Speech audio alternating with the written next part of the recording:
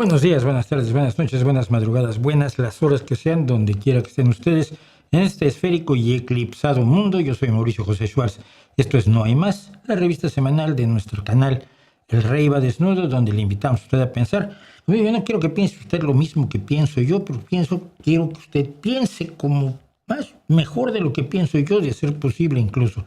Porque mucha gente, desafortunadamente, pues, pese a tener sobre los hombros el cuello y sobre el cuello la cabeza, la usa básicamente para que no se le caigan las orejas. Pero necesitamos, para mantener separadas las orejas, ¿no? Pero necesitamos que la gente piense, piense críticamente, piense de manera más irrespetuosa con lo que le han enseñado. Miren, recientemente me ha pasado mucho con filósofos, filosofetas y filosofillos y que nunca logro convencerlos que sean críticos con su propia disciplina. Si yo conozco químicos que son analistas de la química y que en muchas ocasiones dicen, no, esto está errado por esto y esto y esto, este procedimiento es incorrecto, en fin.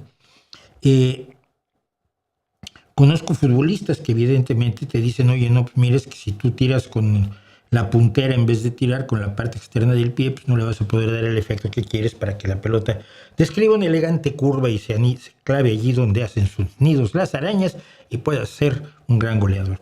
O gente que hace baloncesto y dice, no, mira, cuando vas a tirar triple no des un pasito antes, sino tira en el momento de recibir la pelota, deja los dos pies en el suelo y úsalos para impulsarte y tirar un triple. Son ejemplos. A uno le ha pasado toda la vida. Yo aprendí periodismo con gente que me decía, estás mal. ¿Por qué?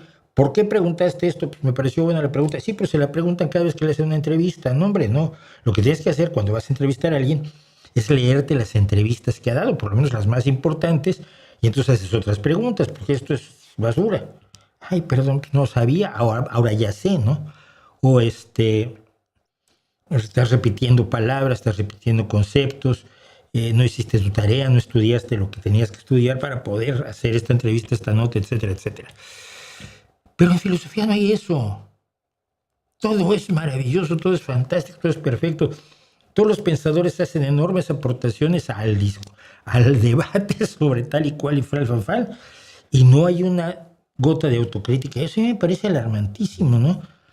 No sé, lo perfecto siempre me ha dado muchísimo miedo. Fuera de las matemáticas, lo perfecto es muy sospechoso, sobre todo porque cuando hurgas encuentras que no es perfecto, pero cuando se los dices se ofenden muchísimo. Hay que pensar críticamente acerca de todo lo que nos rodea, sobre todo aquello a lo que le tenemos muchísimo cariño. Yo a veces hago eso con toda la intención. Después de que estoy analizando las estadísticas de Maradona, dije, pues no es que no tiene las estadísticas de los grandes jugadores de fútbol del mundo. Lo voy a contar en el canal. No, sos una mierda, che. Lo que pasa es que los mexicanos odian a los argentinos. Y recibimos a todos los que echaron allí en su dictadura y los trajimos y son mis amigotes y viajábamos juntos y escribíamos libros juntos. No, odias a los argentinos. No, de verdad que no los odio. Y me considero que uno de los mejores escritores del siglo XX en español es Jorge Luis Borges y que el mejor jugador de fútbol de la historia es Messi. No soy muy argentino. No. Si no decís que Maradona es grande, sos antiargentino. Bueno, está bien, vale. La gente no sabe desafiar sus propias creencias y a eso es a lo que me gusta dedicarme a mí aquí y en otros lugares donde estoy. Así que vamos a empezar rápidamente. Y quiero empezar ya directamente con este tema porque, bueno, la semana pasada hubo quien me dijo, oye, pero ¿cómo criticas una película que no he visto? Y yo no critiqué la película, yo critiqué al racista de Elon Musk y a otros racistas que han dicho una serie de estupideces y transfobos de verdad. Y yo critiqué las reacciones que ha habido hacia un reparto. No critiqué la película, su cinematografía, su ritmo narrativo, su eficacia cinematográfica, su música, su edición, su dirección, su actuación, todo eso es lo que conforma una película de verdad. Y no lo hice porque no había visto La Odisea de Nolan. Ahora ya la vi. Dos cosas antes de entrar en la película. Es que de veras, cuando oí yo a los fachas, de verdad fachas, ¿no? A Mosque, a toda esta gente. No, Lupita Nyong'o haciendo el papel de Helena de Troya y por tanto de Clitemnestra, porque eso es su hermana gemela. Nacieron de los huevos que puso Leda, las gemelas Helena y Clitemnestra y los gemelos Castor y Pollux, a los que hice a un lado porque hablábamos de Helena el otro día. Entonces Lupita hace el papel doble de Helena y Clitemnestra. ¡Ay, es terrible! Debe ser uno de los personajes principales, aunque en realidad en la Ilíada es personaje bastante principal, pero en la Odisea es bastante secundaria. Son bastante secundarias las dos. Y luego, ¡ay, tiene un actor transexual! ¿Cómo no me digas? Sí, una mujer que se ha convertido en nombre, que era Ellen Page, y ahora es Elliot Page. ¡Ay, pues qué bien! Espero que se divierta mucho, ¿no? No, es horrible. Dije, bueno, pues a ver qué pasó. Lupita Nyong'o, a mí me sigue pareciendo preciosa. Perdonará usted la tremenda cis heterosexualidad, pero la mujer para el tráfico. Yo tengo una sobrina así de bonita, casi tan bonita como Lupita Nyong'o, sí. Creo que la han visto aquí cuando hemos hecho algunas cosas de Ahora Música. Lupita Nyong'o estuvo en la película 8 minutos. Tiene 2 escenas, una como Helena de Troya, con Menelao, y otra como Clitemnestra cuando asesina a Agamenón, que la escena es preciosa, muy bien hecha. Son 2 o 3 escenas en una película de 2 horas con 57 minutos. 2 horas con 57 minutos, y por 8 minutos se ahogaba con el tanga Elon Musk, ¿no? Pero luego está Elliot Page, que además me parece que hace un papelazo, no al principio cuando entrega el caballo de Troya a los troyanos, precisamente, entrega el caballo ofrenda a Atenea a los troyanos, sino cuando aparece en el inframundo y le reclama a Odiseo que lo puso en el disparadero directamente, que es esta escena, pero Elliot Page está 3 minutos en escena en una película de 2 horas con 52 minutos, 2 horas con 52, 57 minutos. No será larguísima, como la Odisea, es larguísima. O sea que por 11 minutos el sector imbécil estuvo arrancándose los pelos de los sobacos en público y diciendo que esto era una tragedia y había que hacer una película con puros rubios de ojos azules porque así son los griegos, ¿no? Y yo veo a mis amigos griegos y digo, pues no son rubios de ojos azules. Pero bueno, dejémoslos así. Vamos a hablar de la Odisea. ¿Ok? 2 horas 52 minutos, aquí lo tienen anotado.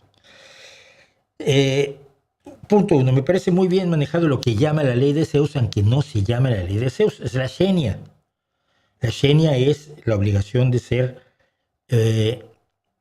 amable y servicial con el visitante o con el mendigo, porque podrían ser dioses disfrazados. O sea, no es nada más porque seas buena persona, sino porque te conviene, porque igual son dioses disfrazados que vienen a ver si eres buena persona, entonces tienes que ser buena persona siempre. No me mató la película, no me parece las mejores películas, ni siquiera la mejor película de Nolan, y ciertamente no me parece una gran película. Me parece una gran película, pero no una joya de la cinematografía mundial. Problemas que tengo con la adaptación. Primero, la labor que hace Leguízamo como el esclavo de Odiseo es brutal, es probablemente la mejor actuación de toda la película. Pero el tema es que al final de la Odisea, cuando llega Odiseo de regreso, convertido en un despojo humano, el único que lo reconoce es el porquero, y aquí no se da ese fenómeno del reconocimiento. Y a mí siempre me ha parecido importante, porque toda la gente que conocía a Odiseo no lo reconoce, pero el que se encarga de sus puercos, sí. Y de allí viene una de las más importantes frases que usted se puede aprender para el resto de su vida. La verdad es la verdad, dígala Odiseo o su porquero. No importa quién dice la verdad, sino que es la verdad. 2. Las escenas de acción se me hace que se pasó Nolan. O sea, está bien, hay una tormenta, pero unos cuantos hectolitros de agua menos tampoco sobraban. Tampoco hubieran hecho falta, ¿no? escenas larguísimas para correr a los barcos, tres o cuatro veces corren a los barcos, cuando los persiguen los gigantes, cuando los persigue Polifemo, que además no dan el nombre del cíclope, que es Polifemo, cuando los persiguen, no sé, muchas carreras hacia los barcos. Creo que los combates se alargan también demasiado. Bueno, siento que la escena de Polifemo es corta, la escena del cíclope, sobre todo porque ellos sí se comunican con el cíclope. Y si estás hablando de la ley de Zeus, hay una cosa muy importante. Polifemo rompe con la ley de Zeus al no ser amable con los visitantes, Ulises y su gente, y él, por el contrario, almorzarse a 3 o 4 de ellos. Entonces, si el eje, uno de los ejes narrativos, precisamente la ley de Zeus, la Xenia, pues hombre, la escena de Polifemo no es fiel a eso, que es importante, y además me pareció muy corta. La de Circe ni se diga, dura un día. Los hombres de Odiseo y Odiseo estuvieron con Circe un año, según la Odisea. Entonces me hizo así como que ya llegué, ya comí, ya nos vamos. Igual la escena de Calipso me pareció también muy corta. Con Calipso se quedó 5 o 7 años. No, se quedó un montón, ¿no? Entonces siento que se perdió las formas de perderse de Odiseo en el mundo al que ha entrado, que es un mundo totalmente distinto. El rey de Ítaca fue a Troya a pelear con Agamenón, porque eran todos los aqueos. Estaba el rey de Micenas, que era Menelao, y estaban los reyes de los aqueos, fueron a pelear a Troya y se regresaron. Y él acaba en Egipto, que si ustedes ven un mapa de dónde se cree que está Troya y dónde está Ítaca, pues se desvió como todo el Mediterráneo de por medio. Entonces, esos problemas internos con Circe y con Calipso de Odiseo me hubiera gustado que abundara más. Y hombre, lo podía hacer quitándole un poco de batalla y un poco de agua al asunto, un poco de tormenta. La escena de Sila y Caribdis me gusta muchísimo. Detalle muy interesante que escuché y que no sabía yo. El cíclope Polifemo, insisto, no dan el nombre de él y es fundamental en la historia, no es CGI, es una marioneta de 6 metros de alto, porque Nolan no usa CGI más que cuando no queda de otra. Me gusta muchísimo que Polifemo haya sido una marioneta. Eso va a haber costado un dineral. Ahora, el problema que yo siempre he tenido con todas las adaptaciones de la Odisea es el tamaño del caballo de Troya. Porque si en tus barcos no caben más de 20 personas, meter 40 o 60 en un caballo exige un caballo más o menos del tamaño del Titanic. Ya exageré, pero no. Exige un caballo gigantesco. ¿Cuántos soldados griegos necesitas para abrir las puertas de Troya? 4, 5, 6. Si llevas 30 vas a despertar a todo el mundo, porque a 30 no los mantienes callados. Entonces, mi imagen del caballo de Troya siempre fue más o menos esta. Un caballo de tamaño es considerable, pero donde caben 5 o 6 señores que estaban ahí más o menos apetuguñados en el vientre del caballo y que salen para abrir las puertas en la noche. La idea de que esté media humanidad metida en el caballo de Troya y la necesidad de construir ese caballo y que resista en su barriga a todos esos griegos siempre me ha parecido absurda, ¿no?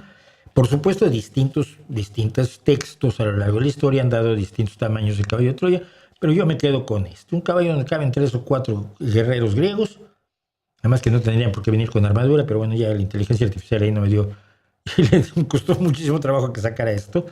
Yo hago mis cosas en Night Café, pero da la idea, ¿no? 3 o 4, y con 3 o 4 abres las puertas de Troya. La escena cuando se abren las puertas y Agamenón queda en medio de las puertas de Troya es visualmente de lo más potente que tiene toda la película, junto con el asesinato de Agamenón después por parte de Clitemnestra, precisamente. Pues eso es lo que vi. Me gusta mucho la música, no interfiere, no molesta, pero tampoco es prescindible. La cinematografía de Nolan siempre es buena.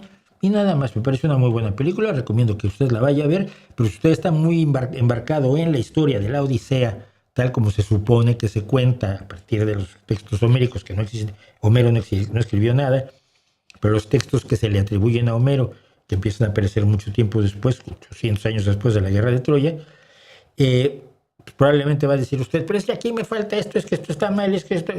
Lo de las sirenas, que no... Claro, ¿cómo haces los cantos de las sirenas? Pues no los haces. Vale, entiendo la trampa cinematográfica de no hacer los cantos de las sirenas, pero siquiera oírlas así de lejos, como con los tapones de cera de los soldados de Ulises. Bueno, esa es mi odisea y ahí se las dejo a ustedes para que se la piensen y la vean. ¿Qué me dicen? Si Cuauhtémoc Cárdenas es lo más cerca que hemos tenido de la socialdemocracia, Porfirio Muñoz Ledo entraría en la misma categoría. Él era como su carnal Marcelo, sí, pero Muñoz Ledo era enormemente narcisista. Yo no lo veo con un hombre comprometido con la ideología, sino comprometido con Muñoz Ledo. ¿Qué es lo que me pasa con López Obrador? López Obrador no tiene más ideas que grande soy y es necesario que todo el mundo se entere. Lo vamos a ver hoy, precisamente, con la megafarmacia. Entonces, no. Dice Luca Belmonte, usted escribió la entrada de la ciencia ficción latinoamericana en la enciclopedia de Clute y Nichols. ¿Hay algún autor que hoy crea que se le escapó y alguno que ya no le parezca tan importante? No. Te voy a contar cuál es la historia de por qué acabé yo escribiendo ese artículo en la enciclopedia de Clute, que la parte brasileña, por cierto, le escribió otro compañero, otro escritor, un escritor brasileño, porque yo de brasileños no tenía ni idea. Pero una vez que a Clute y a Nichols les hice yo ver el problema, la cosa estalló bastante. Espérame. A ver, yo me dedico a la ciencia ficción, escribo ciencia ficción, estudio ciencia ficción, cae en mis manos la enciclopedia y la entrada de América Latina es de este tamaño. Cuando estábamos precisamente impulsando el movimiento de la ciencia ficción en América Latina, la ciencia ficción en español, yo había hecho una serie de entrevistas, mi primer trabajo periodístico serio, una serie de entrevistas que hice para el periódico El Nacional con quienes en aquel entonces escribían ciencia ficción, René Rebetes, Juan José Arreola, Manu Dorbierer, no me acuerdo quién más. Es que fíjate, esto fue en el 76. Yo tenía 21 añitos y era mi primer trabajo en un periódico. Bueno, entonces, vi la entrada de la enciclopedia de ciencia ficción y le escribí una carta de estas con máquina de escribir y la pones en un sobre, lo cierras con la lengua y le pones un sello y la mandas por correo. Y les escribí a Clute y Nichols diciéndoles, oigan, es que esto es un poco más complicado en este momento. Hay un montón de escritores que están trabajando y que vale la pena ya señalarlos. Me dijeron, vale, te lo escribes y te damos un par de ejemplares de la enciclopedia a cambio de ello, porque no tenemos dinero. Bueno. Entonces yo escribí lo que sabía en ese momento. Yo toda mi relación con todos esos escritores se hacía por carta. No había correo electrónico, no había nada más que cartas escritas en máquina de escribir. Todavía no aparecían los primeros computadoras y ordenadores que aparecieron después. Mi primera novela que le escribí en una computadora, esto fue en 1986, 87, 10 años después. Entonces, a los que metí es a los que yo conocía. Hoy metería a muchísimos más porque hay narradores extraordinarios que yo no sabía que existían en aquel momento, ¿no? En México, por ejemplo, está Zárate, José Luis Zárate, que a mí me parece uno de los más finos narradores que tenemos en el idioma español en este momento. Pero no, todos eran relevantes en ese momento. No se me escapó ninguno porque éramos muy poquitos y nos conocíamos todos, sabíamos quiénes éramos en toda América Latina prácticamente. Así que metería muchos que luego surgieron, que aparecieron, en México, Pepe Rojo, el propio Zárate, ¿cómo se llama la chica esta que estuvo en el concurso de ciencia ficción? Fue mucho tiempo después, por ejemplo. El concurso de ciencia ficción Puebla que yo gané en el 84 fue mucho tiempo después de aquella entrada en la enciclopedia, ¿no? No sé si se ha empleado en la enciclopedia porque ahora está en internet, pero no, yo lo dejaría, hoy lo cambiaría todo, pero no cambiaría nada de lo que hice en ese momento porque creo que es correcto. ¿Me podría hablarnos del mito de la música de Mozart, de incremento del coeficiente? Argumento, esto está bastante rebatido, como el de las vacunas y el macho alfa. No sé cuál es de las vacunas y el macho alfa. Pues fue un invento de alguien que dijo que si le ponías a Mozart a los niños en el vientre materno aumentaba su cociente intelectual. Pues que no tiene ninguna prueba, ¿no? ¿Y por qué Mozart y no Haydn o Schubert o Bach o Beethoven o cualquier otro, Tchaikovsky? Es una invención nada más. La música es beneficiosa. Yo no sé si sea beneficiosa la música. O sea, hay mucha gente que quiere que todo lo que es beneficioso lo sea desde un punto de vista material y físico. ¿Esto es bueno para tu salud? No, probablemente no, pero es bueno para tu espíritu. Bueno para sentirte bien con el mundo. Puedes escuchar y de ver a alguien tocar, por ejemplo, la tocata y fuga en re menor de Bach y ver lo que hace un buen organista con las dos manos y los dos pies en esa pieza, pues sales reconciliado con el mundo. Pero eso no quiere decir que vas a vivir más tiempo, ni que te disminuyó la tensión arterial, ni que tu dopamina, tus niveles de dopamina ahora son ideales, según algún nutricionista de 3 al cuarto que hace TikToks, ¿no? No creo que debamos tratarlo de ver todo así. Eso creo yo. Para un socialdemócrata es más cómodo aliarse con un social liberal o con sectores marxistas. No, cómodo no es ninguno. El problema es que los marxistas viven para destruirte. Los liberales a veces son un poco más... entienden que nuestros objetivos sociales se parecen, aunque nuestra visión económica sea radicalmente distinta. Pero el problema de los marxistas es que están allí para sabotearte. No van a crecer si no destruyen a la socialdemocracia. Esto lo entendió claramente Pablo Iglesias desde que empezó a organizar su asunto en 2011, muchísimo antes de lanzarse de hacer el manifiesto de mover ficha y de, por supuesto, presentarse a las elecciones europeas. Fue en 2015. Entonces él empezó a armar esto entre 2011 y 2012. Tengo grabaciones de él en 2012 visitando centros sociales ocupas y contándoles cómo iban ellos a apoderarse del país. Entonces, para un socialdemócrata es incomodísimo cualquiera de los dos casos. Pero yo hasta ahora, vistos los años, si Rivera no hubiera sido perfectamente imbécil, yo en el PSOE voté en favor de la alianza de la alianza electoral con Ciudadanos, sabiendo que no son precisamente de los nuestros. Pero con el tiempo me doy cuenta de que cuando nos aliamos a Podemos estuvo... Mi imagen siempre ha sido la de Pablo Iglesias y Garzón y Montero y toda esta gente que estaban en el gobierno por un pacto.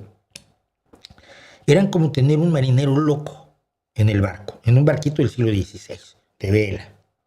Entonces tienes que cuidar mucho, porque en el momento en que te descuidas, el marinero loco agarra un hacha, se va hasta abajo y empieza a darle para hundir el barco. Empieza a darle hachazos al casco. Entonces tienes que ir a agarrar y a tratarlo y decirle, no, es que nos mates a todos. Ya, pero yo quiero que son del barco. Y esa es la imagen que yo siempre tuve de Podemos en el gobierno. Entonces, si al final hubiera sido más tranquilo tener a los liberales, sin duda alguna. Pero incómodos todos. De Gabo Verena. En primaria nos enseña la historia de la democracia y por qué las dictaduras son malas. La simple educación básica desmiente a esos como Rusarín y Verástegui. ¡Ay, Zunzunegui, que hoy también lo tenemos de dictadorcístico, de dictarofóbico, fílico, dictadorfílico o tiranofílico? Porque se van juntos estos, son como una manada. Pero la democracia puede ser malísima, pero es mejor que las dictaduras por una sola razón. Si es una democracia de verdad, el pueblo se puede equivocar y votar a un imbécil, pero 4, 5, 6 años después le puede despedir. A menos que hackee la democracia, entonces ya no es democracia. Pero una democracia puedes corregir. En las dictaduras no puedes corregir. Tienes que esperar a que se muera o mueran al tirano. ¿El libro del arte de la guerra es buena lectura o son paparruchadas filosóficas? Tiene observaciones inteligentes. Yo no sé si es filosofía, porque Sun Tzu no era un filósofo. Sun Tzu era un estratega militar. Yo leí El arte de la guerra de Sun Tzu y tiene cosas que son útiles para la vida y para todo género de competencia, aún de la competencia deportiva, en la de competencia de negocios, etcétera. Creo que tiene ideas que son rescatables. Yo sí lo leería. Dice José Antonio Fragoso, ya dejé mi like y unos corazones que se me olvide, pues muchas gracias, porque fíjate, de 133 que somos, 52 les ha gustado, pero 2 ya no les gustó y eso que acaba de empezar. Me gustaría saber qué opinas de la palabra gordofobia. ¿Crees que la discriminación contra la gente gorda es tan severa que merece una palabra especial? Pues que lo de la gordo es una fobia. ¿Entendemos lo que es una fobia? Una fobia es un miedo irracional hacia algo. Yo no creo que nadie le tenga miedo a la gente pasada de peso. Ni yo cuando era delgadito, ni yo ahora que estoy pasado de peso. Lo que puede haber es desprecio, rechazo, burla. Pero eso no es una fobia. En cambio, la fobia a los homosexuales sí es miedo irracional a que se te pegue. Te vuelvas homosexual y te llevas con ellos o que contagien a tus hijos, cosas así. Ahí sí hay una fobia, ¿no? Pero en el caso de la gordofobia, yo no creo. Yo creo que hay rechazo, y yo digo, como hay rechazo, yo digo contra el diferente siempre. Yo también creo que la educación lo cura, pero no creo que esas palabras al final enmascaran o suavizan ciertas cosas que probablemente deberíamos ver distintas. Y dice Laro Salvat, ¿nos puedes compartir por favor tu experiencia de observar el eclipse total del Sol que transitó por España el día de ayer? Sí, no vimos un carajo, porque todas las zonas donde iba a estar despejado, resulta que no estuvieron despejadas. Yo ya tenía a 300 metros de aquí, en un parquecito que hay, en la zona donde se puede soltar a los perros, ya tenía un lugar donde iba a ver el eclipse maravillosamente. Teníamos una aplicación que te decía dónde iba a estar el sol el 12 de agosto a las 8 de la noche. Perfecto. De pronto a las 5 de la tarde vimos que esto iba a tener nubes hasta para aventar para arriba, y empezamos a viajar hacia el sur. Estábamos como persiguiendo el eclipse. Entonces fuimos a la Felguera, luego fuimos a Pola de Siero, fuimos hasta el pueblo de Michica, y preguntándole a la gente, oye, ¿dónde se están viendo? Les estamos viendo nubes en todos lados. Entonces finalmente yo en Pola de Siero me estuvimos en un lugar relativamente alto para ver la oscuridad, porque aunque no ves el sol taparse, la experiencia de la oscuridad, se lo decía yo a un amigo hoy en la mañana, es impresionante. Es una oscuridad súbita, que esto ya lo viví yo en el eclipse del 91 en México. Todo cambia, es una luz muy rara y sobre todo te hace sentir extraordinariamente pequeñito, ¿no? Yo pensaba ayer cuando estábamos en la totalidad y lo comentaba con mi hijo. Imagínate que no tienes idea del universo, del sol, de la luna, de nada. Y pasa esto. Tú estás luchando por dejar de ser comida y pasarte a ser depredador a base de armas inventadas. Porque hasta ahora ha sido comida. Somos comida. Es el origen del ser humano. Y estás saliendo de allí y tienes tus lanzas y de pronto se apaga el sol. Debe haber sido absolutamente aterrador. Porque impresiona, todavía impresiona. Es la única experiencia que puedo contar. Porque sí, nos metimos 200 kilómetros para no poder encontrar un sitio despejado donde disfrutar el eclipse. Ya con eso el contesto termina. Rodrigo Almeraya. ¿Has leído The Road de Jack Kerouac? No. Y Luis Crespo, ¿qué opinión tienes de la música New Age como Enigma, Era, Enya, etcétera? Enya me gustaba, pero para oírla un rato. No me parece una música que me interese a mí de oír demasiado tiempo, ¿no? Lo que pasa es que Enya tenía una característica. Lograba un efecto vocal, un efecto sonoro muy original, mediante el sistema sencillo pero tremendamente agotador de cantar lo mismo 500 o 600 veces sobregrabándose. Y entonces era bastante fantasmal a veces el sonido que producía Enya. A mí me llamaba la atención, porque entonces nos llamó la atención. Fue un experimento sonoro buenísimo, pero yo no la pondría, si voy en el auto y vamos de viaje, no pondría yo a Enya, ¿no? Sigo prefiriendo poner rock clásico. No, Marín Francisco, vienes a discutir si Eduardo Garzón tiene razón. Sí, hombre, sí tienes razón. ¿Tú crees que esto se va a resolver en un chat de un streaming, de un podcast? Hombre, claro, sí, todos somos tontos. El único listo en economía es Eduardo Garzón. Todos los demás que dicen que Eduardo Garzón está como una maniega, que está más loco que una manada de cabras montesas después de comer LSD. Todos los economistas están equivocados. La verdad la tiene Eduardo Garzón. No sigas con el tema. Gracias, Marín Francisco, porque luego te pones unos secuestros de hilo que no te quiero contar. Creo que tus videos para desmentir mentirosos son, como el de Rosarín, son una forma legítima de tener más visualizaciones y tu estilo es muy bueno. Yo no lo hago por tener más visualizaciones. No sé qué da más visualizaciones. Esta es una idea irracional que tiene la gente que no tiene puta idea cómo funciona YouTube. No sé si me va a dar o no visualizaciones. No lo hago por eso. No vivo de esto. Lo hago porque me parece importante. Ya, bueno.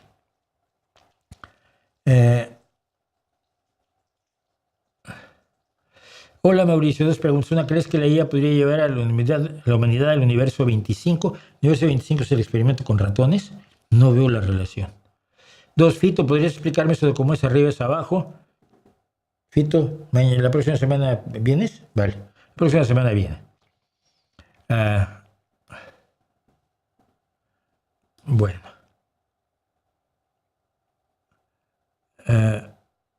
Gelvita Vinino está comentando todo lo que no le gustó de Odisea. Richie Blackmore se unió a Deep Purple durante el encore del show de ayer en Long Island, ya lo leí. No es solo eso, ya lo vi. Richie Blackmore toca con Deep Purple y yo no me iba a enterar, me enteré. ¿Cómo me enteré? Que ayer, por cierto, The Warning estrenó un sencillo más, estamos a 16 días del estreno de su disco, pero estrenó Bite My Tongue y es durísimo. La letra es durísima y la canción es certificada de The Warning. No se parece a nada que ha hecho The Warning en otro momento. Tiene una melodía magnífica, tiene una capacidad de crear melodías verdaderamente alucinantes estas chicas y está muy bien la canción. Está muy bien el sencillo. ¿Cuál es su opinión por la situación en Ceuta por la migración? La di la semana pasada y ahora ya no hay situación. Entraron 40,000 personas, sí, más de 35,000 regresaron inmediatamente. ¿Cuál es el problema? Un intento de provocación que se logró desactivar de manera elegante y con una excelente gestión del gobierno español. Así que, bueno, mándame, Noriega Edwin, mándame lo del creador de contenido que dice que la mujer no debe votar. Vale, mándamelo. ¿Quiénes han sido los presidentes favoritos de los Estados Unidos? Tiene Lincoln, sería el único.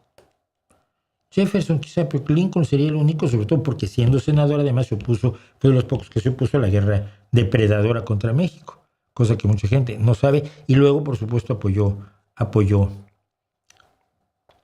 Juárez. Bueno, vamos a hablar de la megafarmacia de López Obrador, ya que estamos en esto. Un fracaso anunciado.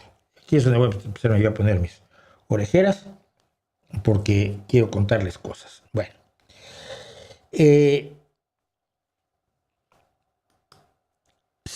es el momento en el que Manuel López Obrador, Andrés Manuel López Obrador, seguido por sus lamezuelas más cercanos, inaugura una monstruosidad llamada la megafarmacia, un establecimiento gigantesco, unas naves industriales brutales, donde iba a tener todos los medicamentos del mundo y desde los cuales se iban a despachar todos los medicamentos a toda la República Mexicana. Bien, pues no. Esto lo puso en marcha en 2023, hace 4 añitos. ¿Qué es eso hoy? Pues es esto, es unas instalaciones abandonadas que costaron 15,000 millones de pesos desde el 23 de diciembre de 2023 han costado muchísimo más y que no han surtido prácticamente ninguna receta. La megafarmacia, decía un reportaje del Universal, dice: la megafarmacia ya no es ni bodega, el inmueble se encuentra vacío y desolado, una de sus entradas está semibloqueada por cascajo, provocado por un socavón que se formó desde enero y que no ha sido reparado. Los 50 andenes de carga y descarga del ala oeste están desiertos, sin camiones ni trabajadores. Esto no debería sorprender a nadie. Y quiero adelantar una cosa. Mira, si yo me remito a esto porque fue un estudio del Universal, una investigación del Universal, ¡ay, pero el Universal es de derecha y está en contra del gobierno! Sí, pero esto es cierto. Y deseamos que la verdad es la verdad, dígala Ulises o Odiseo o su porquero. Y es el caso aquí. No le den armas a la derecha, morenitos, pero siempre se las dan. Bueno, esto se sabía y por lo tanto quiero contarles o darles 2 minutos de 2 videos que hice, unas semanas antes de que se inaugurara la megafarmacia, el 23 de diciembre de 2023, y el último, que es del 22 de diciembre de 2023. Al iniciar el sexenio se descartó el uso que se quería darle al López Obrador, o sea, Sheinbaum dijo: esto no. Ahora ya ni siquiera es una bodega. 425,000 metros cuadrados con 2 naves industriales en una superficie de más de 94,000 metros cuadrados, ahí no me salen las cuentas. En el estacionamiento se encontraban 12 camiones de carga, ninguno descargando medicamentos, y automóviles de los empleados, porque se pagan empleados para que no hagan nada. Los trabajadores confirmaron que los medicamentos ya no se guardan ahí para entregarlos en todo el país. Llegan medicamentos, se preparan y se mandan los pedidos del IMSS, ISSSTE e IMSS Bienestar. Para eso no necesitabas eso. ¿Por qué no iba a funcionar la megafarmacia? Porque era una estupidez producto de un capricho narcisista de Andrés Manuel López Obrador, que no tocó un solo técnico. Y si había técnicos allí que podían haber dicho esto es una locura, prefirieron callarse, inclinarse y decir: qué listo es usted, señor presidente, que es para lo que sirven marrachos como Pedro Miguel o ex amigos míos como Paco Taibo. Vamos a qué dije yo antes de la megafarmacia, cuando estaba prometiendo López Obrador por enésima vez que en marzo de 2024 México tendría un sistema de salud mejor que el de Dinamarca. Este es el video que yo empecé. La medicina como Coca-Cola, porque López Obrador había dicho que la distribución sería como la de la Coca-Cola y las papas Sabritas. Y entonces, yo que soy quien soy,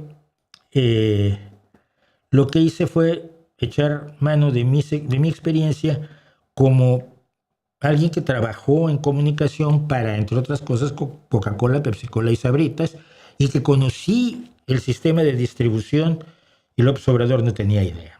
Estos son algunos cortes, son un par de minutos. ¿Cómo es que llega la Coca-Cola y la Sabrita hasta los pueblos más apartados? ¿Cómo no vamos a poder distribuir las medicinas? Ya hice el compromiso.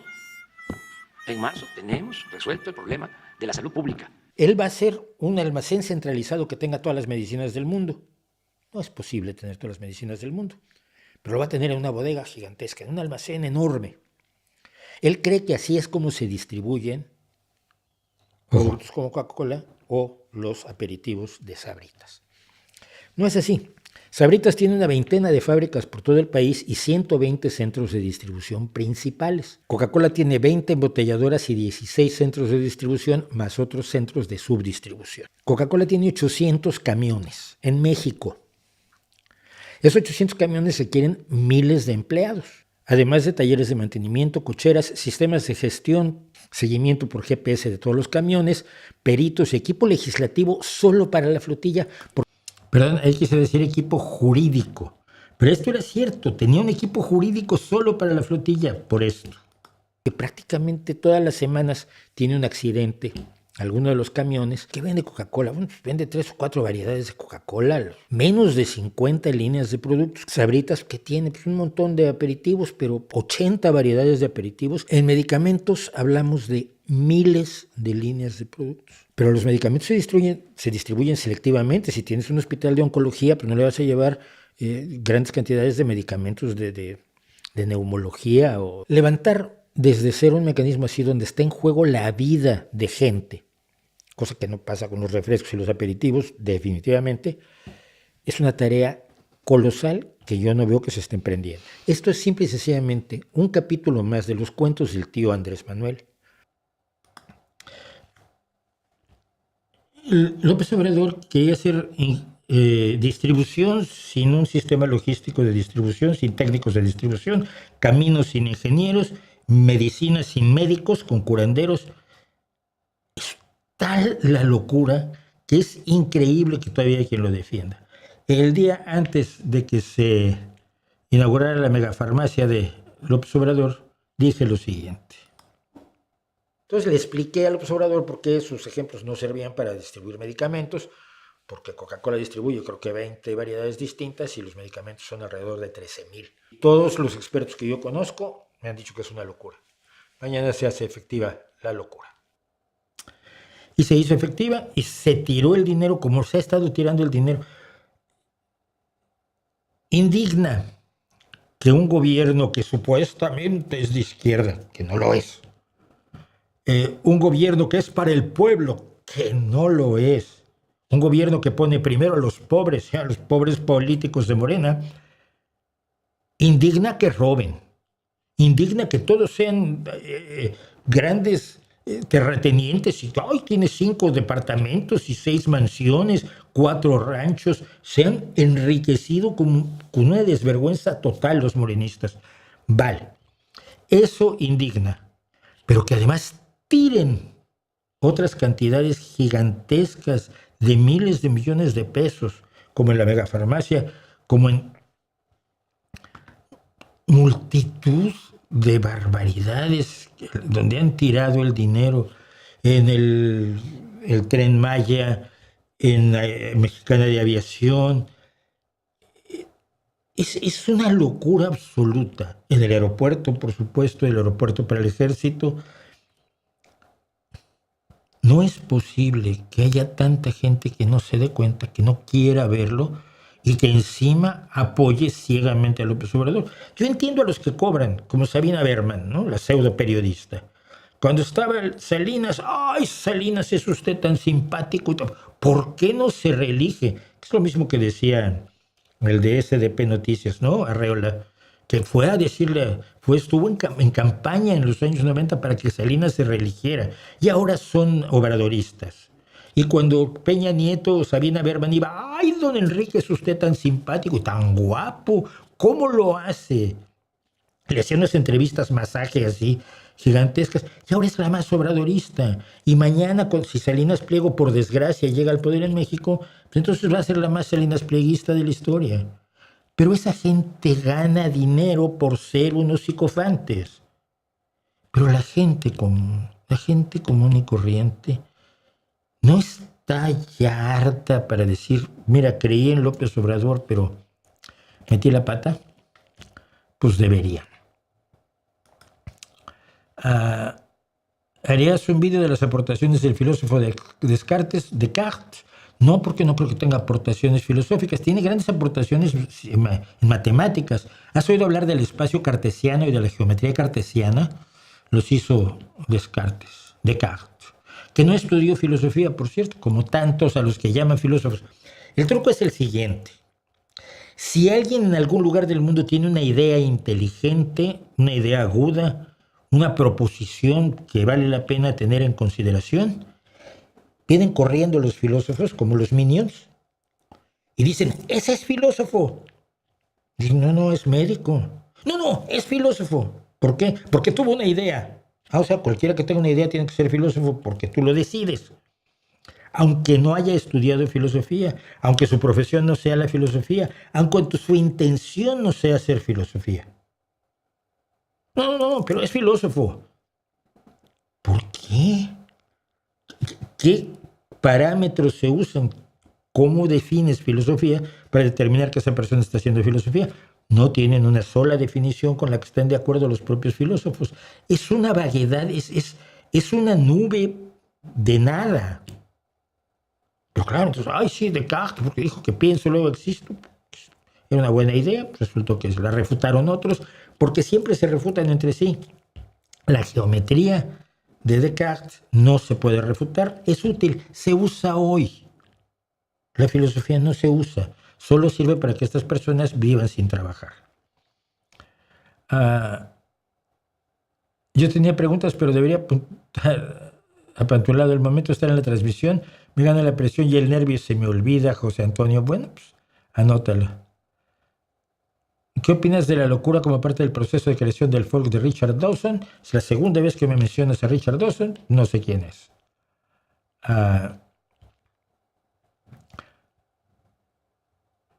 Hay tantas malas noticias que han surgido esta semana, me encantaría que hables de algunas de ellas. Pues no, fíjate, voy a hablar de algo agradable. Reuniones que está teniendo la oposición venezolana con el chavismo, lo ignoro todo. No estoy enterado de todo lo que pasa en el mundo. Pues tampoco vivo de eso, ¿no? Entonces yo tengo mi trabajo, tengo el eclipse, tengo que ver Odisea, tengo que vivir con mi familia, tengo que ver el baloncesto femenino, que soy súper fan. Cada día estoy más encantado de haberme enganchado al baloncesto femenino estadounidense. Y el Mundial de Baloncesto Femenino viene del 13 al 14 de septiembre, espero poderlo ver. Así que no tengo tiempo de saber lo que pasa en Colombia, en Perú, en Bolivia, en Venezuela, en Cuba, en Chile, en Argentina, en Uruguay, en Paraguay y demás países, sin contar todos los países africanos, que son un montón.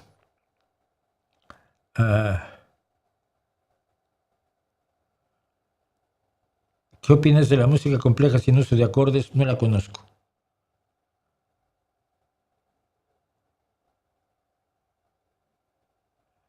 Daniel Comunista dijo que Bashar al-Assad era un santo y elegido por el pueblo. Ojalá pudiera crear un vídeo sobre eso. No sé quién sea Daniel Comunista. ¿Es famoso? ¿Es importante? No sé. Es primera vez que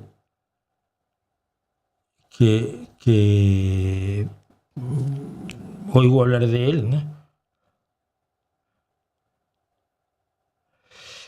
¿Por qué no exploras otras bandas mexicanas femeninas de hard rock o power metal que no tienen difusión? Pues porque no tienen difusión, entonces no sé quiénes son.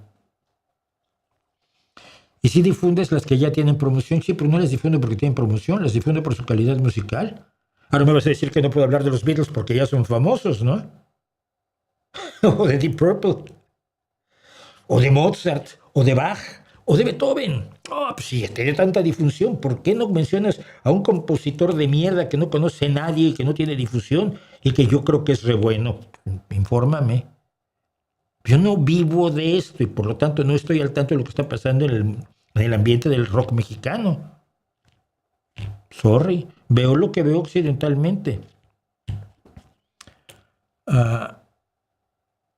Acuerdo de Arabia Saudita, Pakistán, no tengo idea.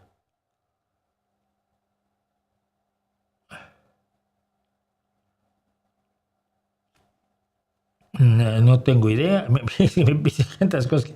Esperan que yo sepa si existe una correlación entre los gobiernos de derecha vinculados al evangelismo en América Latina y la injerencia geopolítica del gobierno de Estados Unidos. No tengo idea. No creo, ¿no? Creo que es buscarle vinculaciones a las cosas que probablemente no tienen. Tendrías que demostrarlo. Yo no tengo idea. ¿Por qué las sectas evangélicas apoyan al sionismo genocida? Yo no sé si el sionismo sea genocida.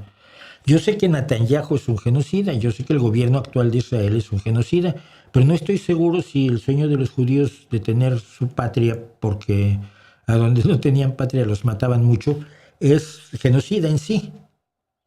No lo sé. Creo que quien dice sionismo genocidia, lo que dice son judíos genocidas porque no sabe lo que es el sionismo como ideología y como proyecto político. Yo no estoy de acuerdo con él, pero creo que hay que conocerlo para poder decir este tipo de cosas. Bueno, vamos a hacer algo más bonito. Ya se nos fue una hora. Arte para todos. Mire, allá antes de que los señores que miraban al cielo empezaran a armar la revolución científica a lo cual siguió la Ilustración en una absoluta falta de respeto a la Iglesia y a las monarquías y a las aristocracias, porque todo esto está unido, forma una cadena. Tú pones en duda a la Iglesia, pones en duda al rey, pones en duda lo que dice Ptolomeo y lo que afirmó Aristóteles, que sustenta el Vaticano, y bueno, te meten en... O publicas poco antes de morir para que no te pase nada, que es lo que hizo Copérnico, o acabas en prisión domiciliaria, como el caso de Galileo, que no lo mataron de suerte. Además, el que persiguió, por cierto, a Giordano Bruno y a Galileo es el mismo, que ahora es santo. Ese es otro que es santo. Bueno, y si la ciencia podía desafiar lo que decían esos famosos, pero entonces también los políticos y los que pensaban sobre la sociedad podían desafiar la idea de la monarquía y estas cosas, y entonces nació la visión ilustrada, que es la hija directa de la revolución científica. Bueno, el arte, hijos míos, es privativo de los ricos. Las personas con dinero y poder podían adquirir o contratar arte. Y los pobres pintores, que no eran parte de la aristocracia, para comer tenían que servir a la Iglesia y a la aristocracia. Entonces, ¿qué hacían los pintores? Pintaban lo que les ordenaban. La ascensión de la Virgen, otra vez la ascensión de la Virgen, que ya te hice 5, ya, pero este lo quiero para la parroquia que tenemos en San Juanito Chipitongo. Otra ascensión de la Virgen. ¿Cuánto? Pero esta te va a costar más. Sí, yo te lo pago. Vale, te pinto otra ascensión de la Virgen. Y San Esteban con muchos flechazos. Ya, pero ya te hice 4. Ya, pero no tenían suficientes flechazos. Yo quiero un San Esteban con muchos flechazos. Vale, te lo pinto. Págame. Los pintores servían para eso. El arte no era para la gente como tú y como yo, cuyos antepasados nuestros no eran ni aristócratas, ni obispos, ni cardenales. Mi bisabuelo era labrador, él se dedicaba a sacarle la tierra a fruto. En las iglesias había arte, pero el arte no era para que disfrutaras el magnífico trazo y la composición del pintor y su excelente manejo de los contrastes, de los colores. No. Era para celebrar, para educar e indoctrinar a la gente sobre las enseñanzas de la Iglesia. Y en el Concilio de Trento se ponen de acuerdo en qué tipo de arte debe poderse utilizar, debe poderse producir. Permítanme que tengo que borrar aquí cosas. Me pasa todos los días.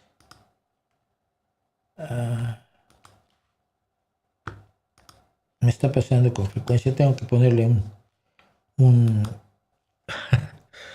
disco duro adicional a esto. Bueno, entonces, decíamos, no se trataba de disfrutar la belleza, se trataba de enterarte de lo que te querían enseñar sobre Cristo, sobre los santos, sobre los sacramentos, sobre la Eucaristía, sobre lo mucho que había que darle dinero a la Iglesia. O para celebrar a los jerarcas y para que vieras tú al cardenal y dijeras, pues, tiene unas cadenas de oro el cardenal que parece reggaetonero del siglo XXI. Pero el arte era para los ricos. En 1683 se creó el primer museo abierto al público, pero no era de arte.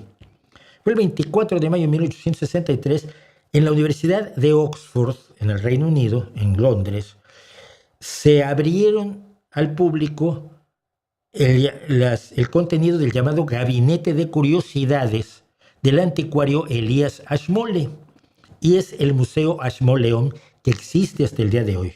Fue el primer museo público de Gran Bretaña y el primer museo universitario del mundo. Pero allí tenía lo que tenían las gabinetes de curiosidades: antigüedades, una figurita egipcia, un mono taxidermizado, curiosidades. Hay todavía un lugar de curiosidades, un gabinete de curiosidades en Londres que yo visité. Es maravilloso. Por la entrada te dan un té y bajas al sótano donde hay de todo, incluida una mesa de cristal donde hay un esqueleto y puedes alquilarla para hacer comidas con tus amigos.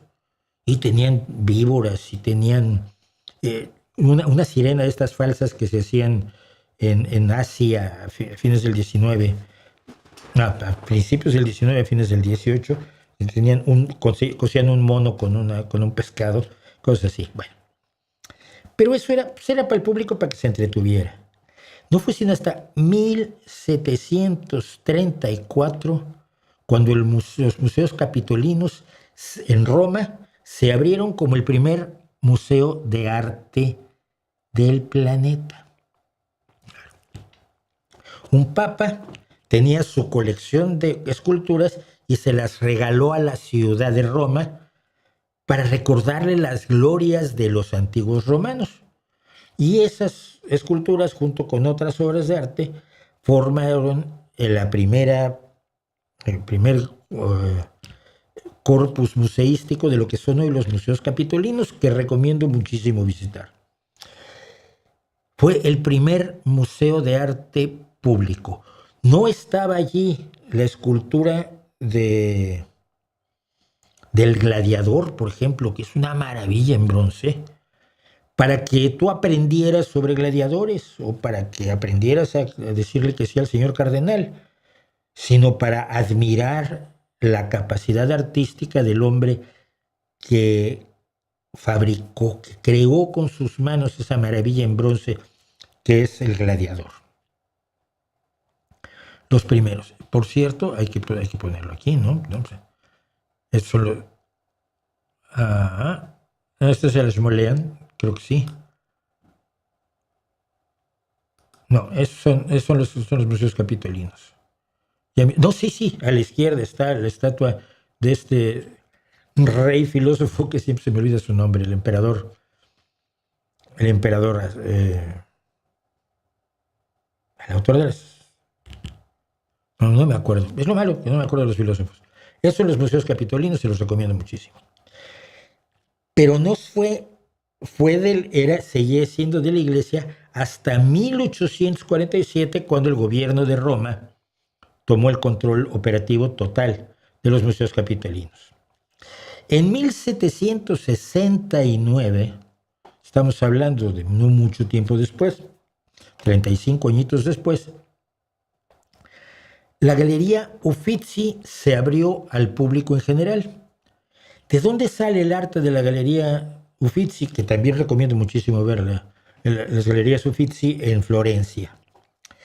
Bueno, los ricos de la familia Medici, que controlaron buena parte de Italia, habían ido comprando arte y contratando a los más famosos pintores de ese momento para ahora píntame de lado, ahora píntame en 3/4, ahora píntame de frente pero con la manita las de acá, ahora píntame así, que es una barriga gigantesca que tengo. Los Medici se hicieron de una enorme colección de arte y la última heredera de la familia Medici, Ana María Luisa de Medici, le heredó la colección al Estado toscano, al Estado toscano, y estipuló que los tesoros deberían permanecer en Florencia a perpetuidad para el bien público. Son las primeras veces. Estamos en la Revolución Científica, en los inicios de los gobiernos no aristocráticos, caso de los Medici, que eran banqueros, y empieza el arte a ser de gente como tú y como yo. En España, el primer museo fue el Real Gabinete de Historia Natural, que es el actual Museo Nacional de Historias Naturales, que se fundó en 1771. Bueno, lo fundó el rey Carlos III. La primera apropiación absoluta del arte para la gente se produce en 1793. En 1682, Luis XIV se fue del Palacio Real que tenía en París, el Louvre. Decidió irse a Versalles porque se había mandado construir ahí su palacito. Dejó atrás las obras de arte que tenía en su colección, porque había gastado en muchas obras de arte, en el Louvre. Durante la Revolución Francesa, en 1793, el Louvre se convierte en un museo y se abre al público como Museo Central de las Artes. Pasaron 26 años para que el Museo del Prado se abriera en 1819 para mostrar las colecciones reales de pintura y escultura.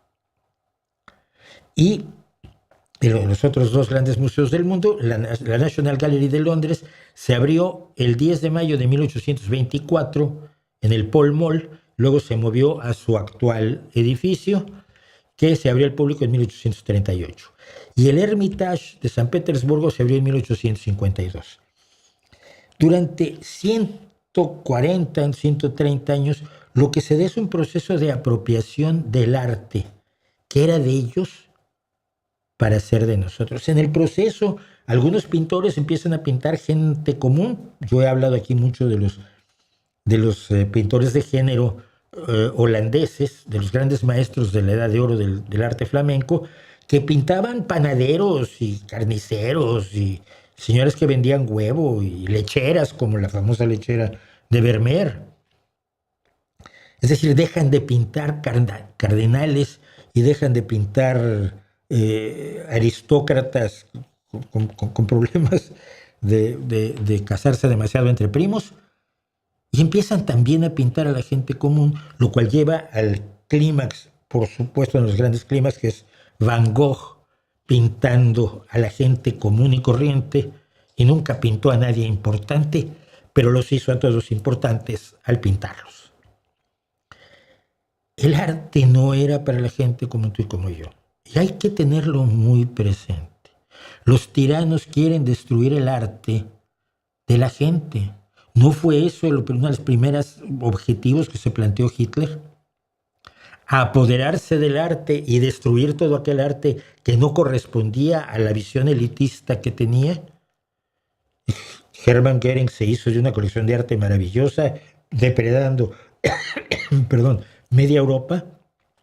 Pero también se destruyó mucho arte que se llamaba degenerado, porque no pintaba a las élites, sino pintaba a la gente común y corriente, o pintaba las ideas de la gente común y corriente. Cuando ustedes vayan a un museo de arte hoy, al museo más pequeñito de ese pequeño pueblo que tuvo un pintor famoso y tiene 10 cuadros, 8 cuadros de ese pintor medianamente conocido del pueblo, véanlo con la reverencia que amerita el hecho de que eso es un logro reciente, un avance reciente que entrega a toda la humanidad lo que antes era solo de la élite. Como ha pasado con la alimentación, como ha pasado con el derecho a la vivienda, como ha pasado con el derecho a vivir en paz, como ha pasado con el derecho a no ser siervo.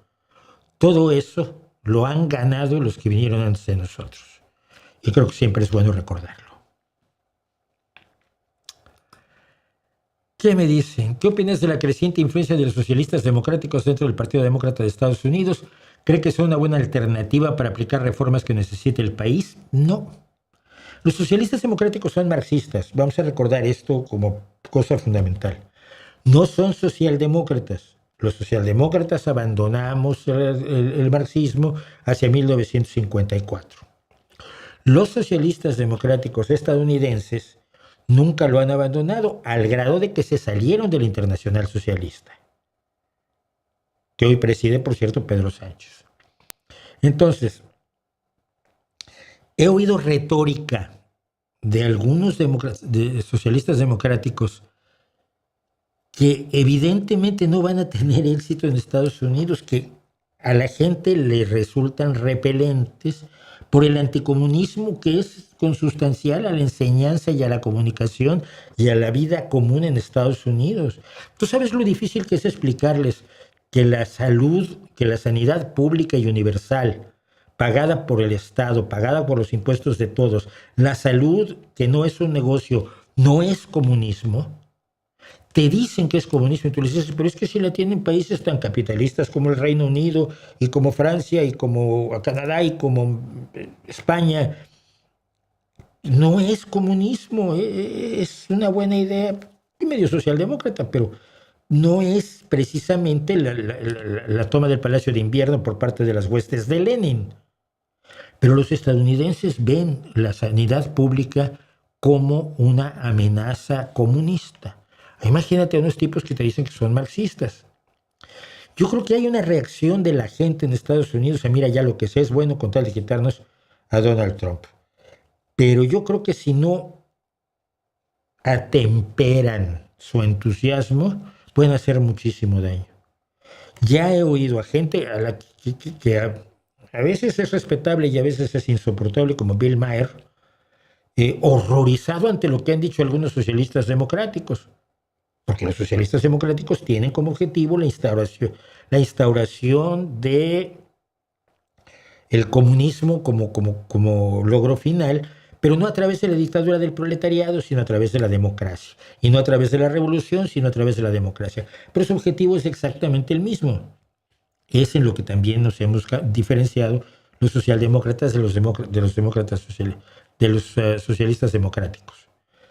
Entonces, no lo sé. Ojalá y sirvan de algo para temperar la situación en Estados Unidos, pero siento que si quieren tener éxito tienen que cambiar. Su discurso es viejo.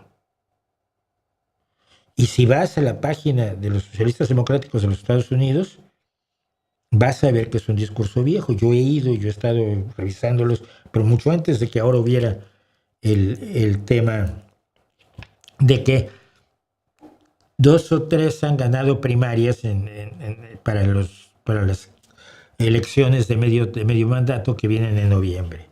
Pero eso de ganar unas pocas primarias o eso de ser alcalde de Nueva York no basta para una creciente influencia de los socialistas democráticos, diría yo.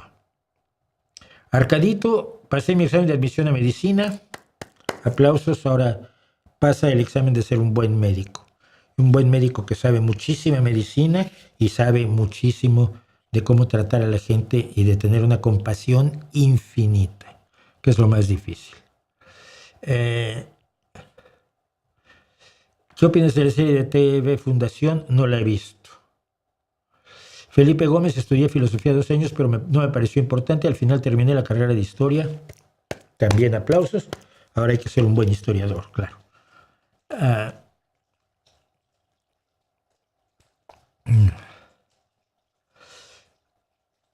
Me es muy interesante escucharlo, aun cuando no comparto todo lo que comenta, pero no más faltaba que lo compartiera, eso estaría muy mal, ¿no? ¿Podría ser considerado Héctor de Mauleón un periodista fiable? Yo lo que le he leído nunca lo he pillado en una mentira así como gorda, ¿no? Tampoco estoy al tanto de todo lo que escribe todos los días, pero a lo que he estado expuesto de su trabajo, me parece que sí.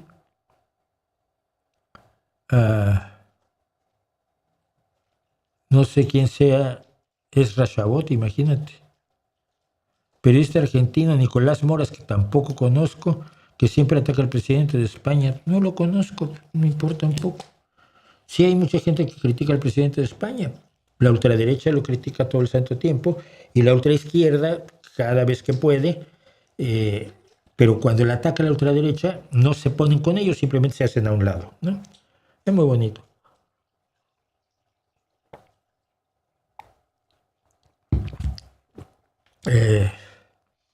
¿Conoce el chileno Jorge Baradit? No sé, no conozco. A ver, yo dejé de estar en la ciencia ficción en 1990 y tantos. Desde que me puse a escribir novela policíaca, y fue en 84 eso, mi primera novela es del 84. No es cierto. Mi primera novela es de bastante más después. Del 94, perdón, me hizo un lío.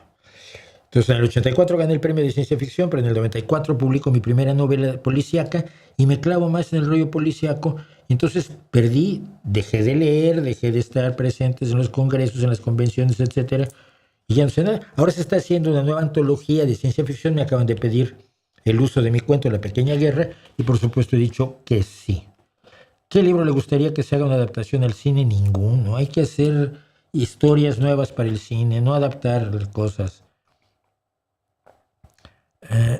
¿Le gustan los soundtracks de videojuegos? Algunos sí, pero porque ya me gustan de antes las bandas que los están haciendo, ¿no? No conozco, no he leído a Martín Moreno. Nunca he querido saberlo de él. Bueno.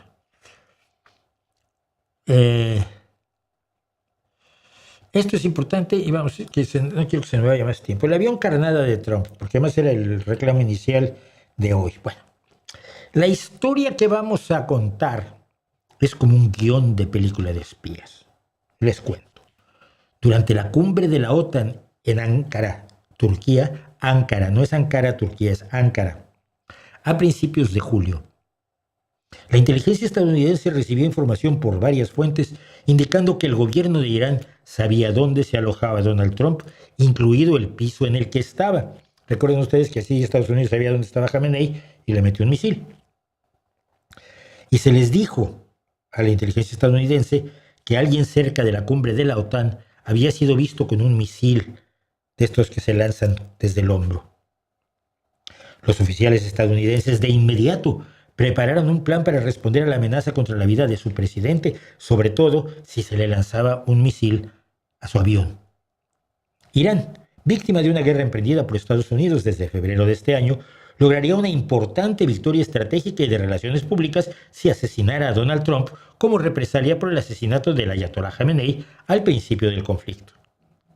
Para darle solidez al plan, Trump, antes de dejar la cumbre, dijo en los medios, en las redes sociales, que por amor a los viejos tiempos iba a salir de Ankara, Turquía, en el antiguo avión Air Force One, el Jumbo Jet 747, que tradicionalmente ha sido el Air Force One, en vez del lujoso 747-8 que le donó Qatar y en el que había llegado a Ankara.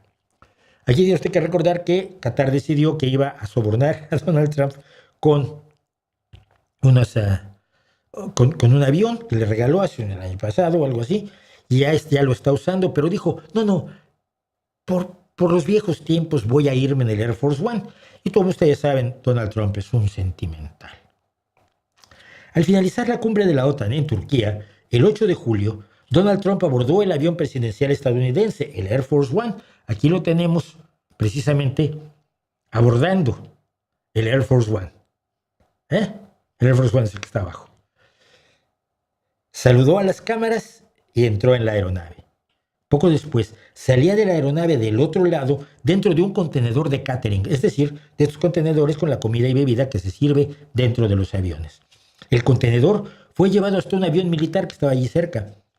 En vez de llevar comida, se transfirió al presidente de Estados Unidos del contenedor al avión, que despegó con Trump y algunos de sus colaboradores más cercanos, incluido el secretario de Guerra, Pete Hegseth, unos minutos antes de que el Air Force One despegara.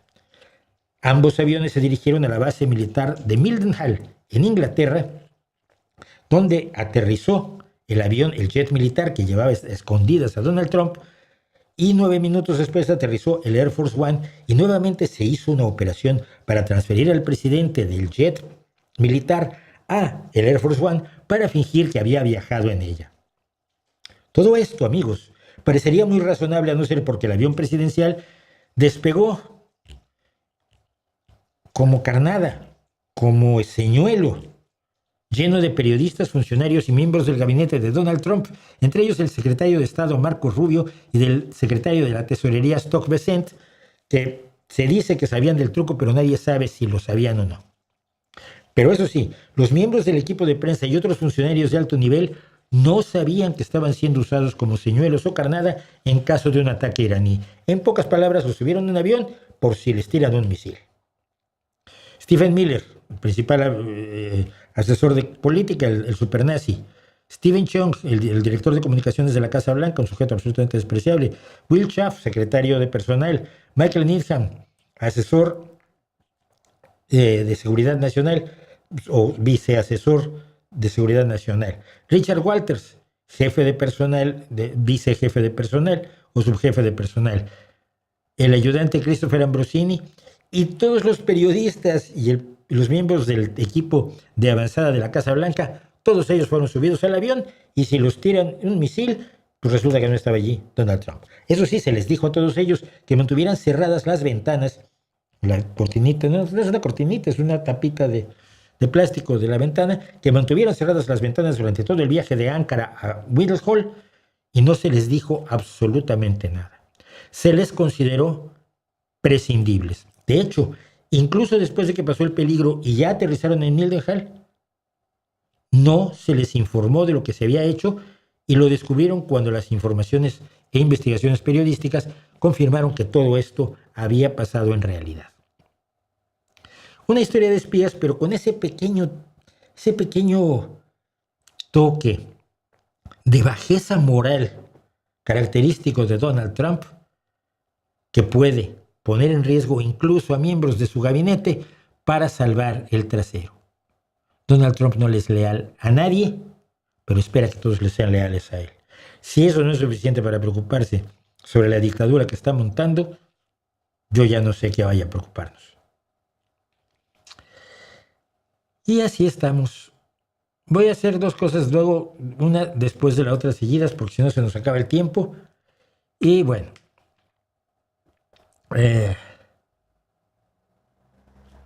Marina del Pilar, no sé quién sea Marina del Pilar. ¿Qué opinan de las lecturas obligatorias en el colegio? Que están muy bien, el colegio es obligatorio. También te hacen hacer sumas obligatorias, restas obligatorias, multiplicaciones obligatorias, a veces hasta raíces cuadradas obligatorias, por no decir graficar parábolas y todas esas cosas que hacíamos que eran horrorosas. Despejar X e Y, aprenderte el binomio de Newton, todo eso es obligatorio. La tabla de los elementos, el spin, que nunca entendí yo, es lo que menos entendí yo de química. Sí, es obligatorio. ¿Qué opino de las lecturas obligatorias? Que están muy bien. Hay cosas que tienes que haber leído. No digo más. A mí me gusta el filosofito, es divertido, Fito el filósofo. Sí, pero si no le preguntan cosas, ya tenemos una pregunta para Fito el filósofo, entonces probablemente la semana que entra nos explique eso de cómo es arriba y es abajo, aunque es una pregunta más para astrólogos, ¿eh? ¿Qué opinas que Enrique Krause estudió ingeniería industrial y le dieron chance de hacer maestría en historia sin ser historiador ni tener preparación de historiografía? Es normal, eso pasa mucho. Hay gente que no tiene ni siquiera la maestría y anda de historiador por México. ¿Cuál es el problema? ¿Cuál es el problema? Bueno, vamos a ir rápidamente a dos cosas que van seguidas. Miren. Decía yo con respecto a la megafarmacia que uno de los grandes problemas de Morena es que se dedica a darle armas a la ultraderecha. Y no es culpa de nadie que la ultraderecha use las armas que le da Morena para atacarlos. Porque si no están mintiendo en la derecha, el error ha sido de Morena, está haciendo estupideces. Y alguien dice, oiga, eso es una estupidez y aquí se lo demuestro. Ay, pero usted es de derecha. Pues sí, pues qué pena. Pero es que yo también soy de izquierda y les digo lo mismo.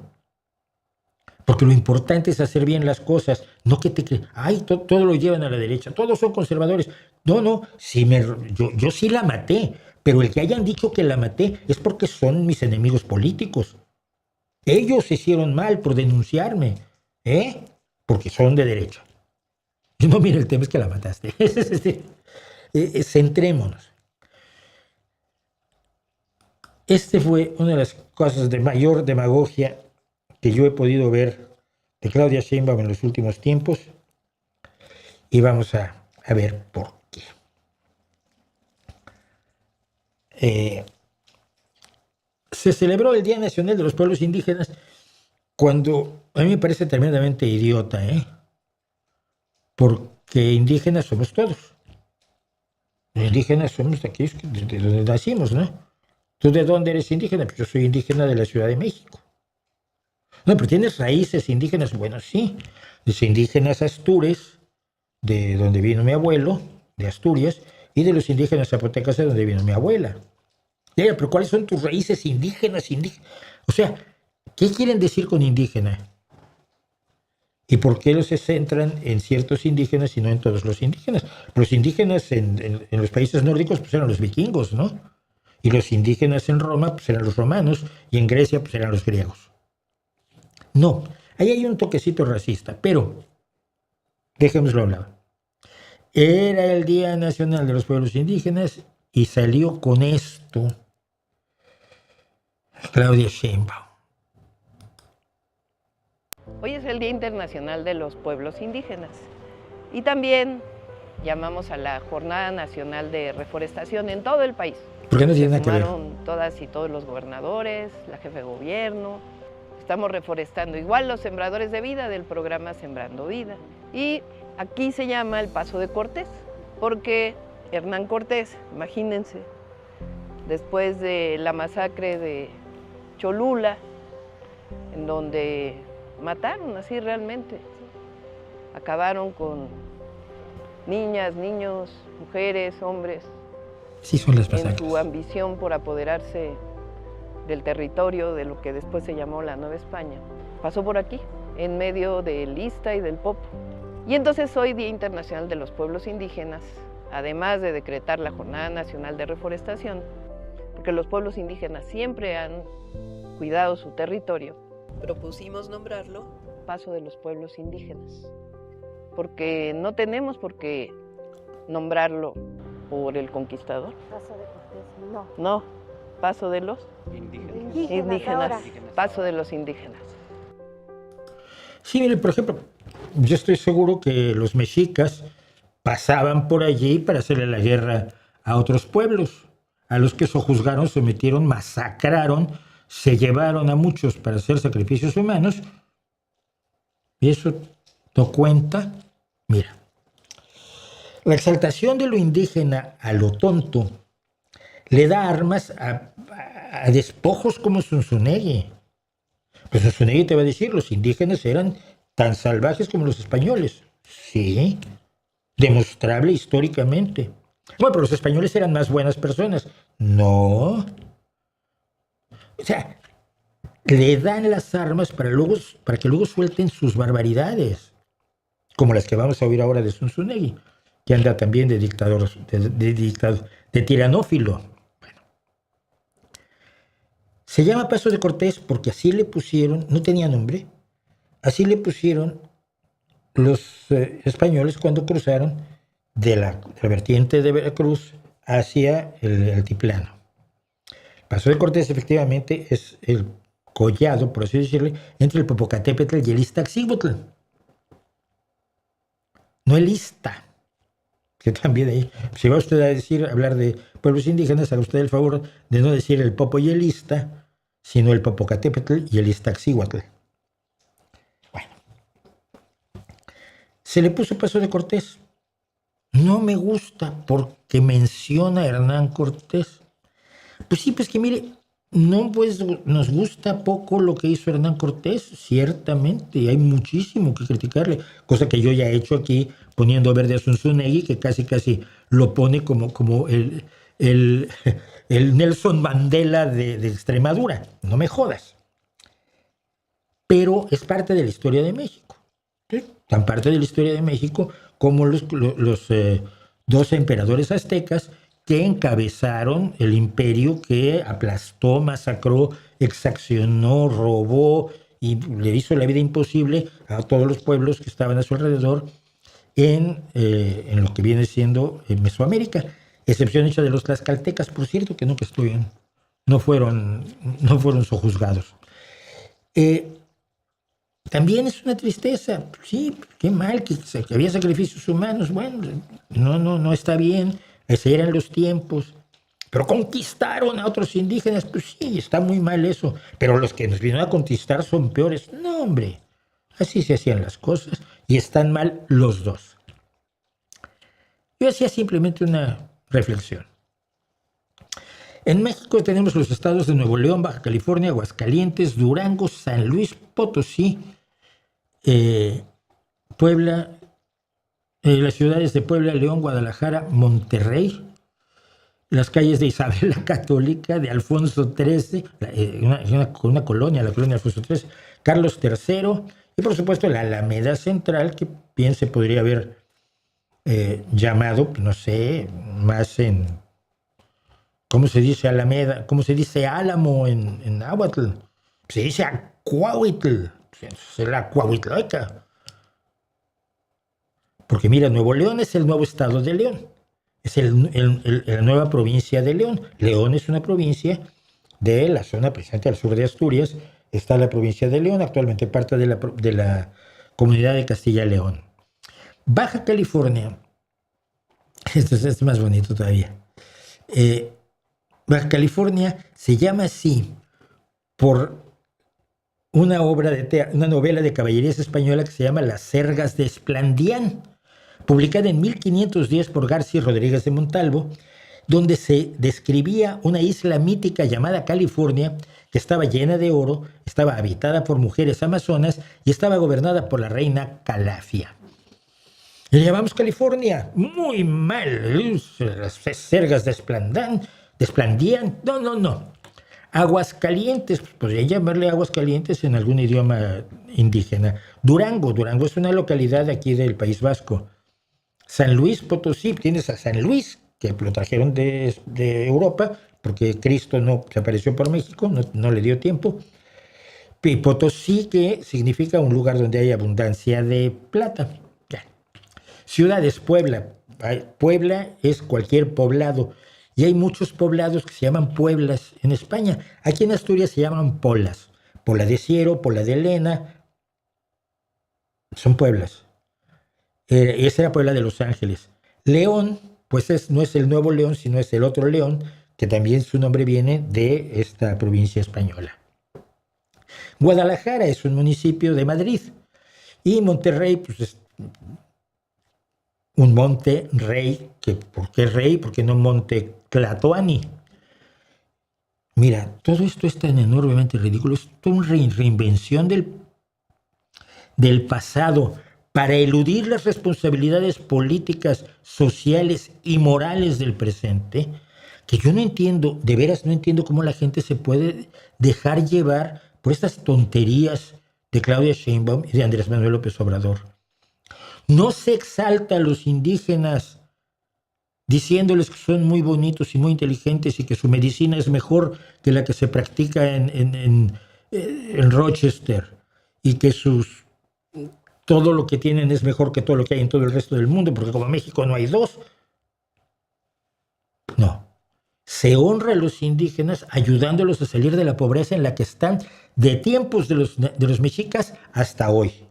Pasando por la colonia, pasando por la revolución, el México independiente, pasando por todos los regímenes del México independiente hasta hoy, 13 de agosto de 2026, y se les ha mantenido en la puta miseria. ¿Quieres hacer algo por los indígenas? Hazme un favor, no le recortes dinero al presupuesto que tienes para el desarrollo de pueblos y comunidades indígenas. Que esto no se resuelve diciendo, ya no se va a llamar Paso de Cortés, pero ustedes van a seguir jodidos, pero muy respetados. Ustedes van a seguir con hambre y víctimas de la delincuencia, víctimas de los caciques, víctimas del cura. Pero yo me voy a poner unos bordados oaxaqueños guapísimos. Y voy a decir que soy superindígena, aunque mis orígenes sean tan europeos como de otros muchos. Pero los mexicanos venimos de todos lados. ¿Por qué identificar a México no con un crisol de culturas, de ideas, de etnias, de visiones, de arte, y tratarlo de reducir a un indigenismo francamente chaparro y manipulador? Me cabrea muchísimo. En junio, el presupuesto para el desarrollo de los pueblos indígenas y afromexicanos tenía aprobados 234.782 millones, le bajaron a 231.900 millones, son 2.800 millones de pesos menos porque pues, igual es necesario que se los robe Rocha Moya o los necesita Napoleón Gómez Urrutia para alguno de sus viajes o algo por el estilo. De verdad, nadie sirve más a la derecha mexicana que esto que en México finge ser progresista y que es lo más retrógrada que me puedo imaginar.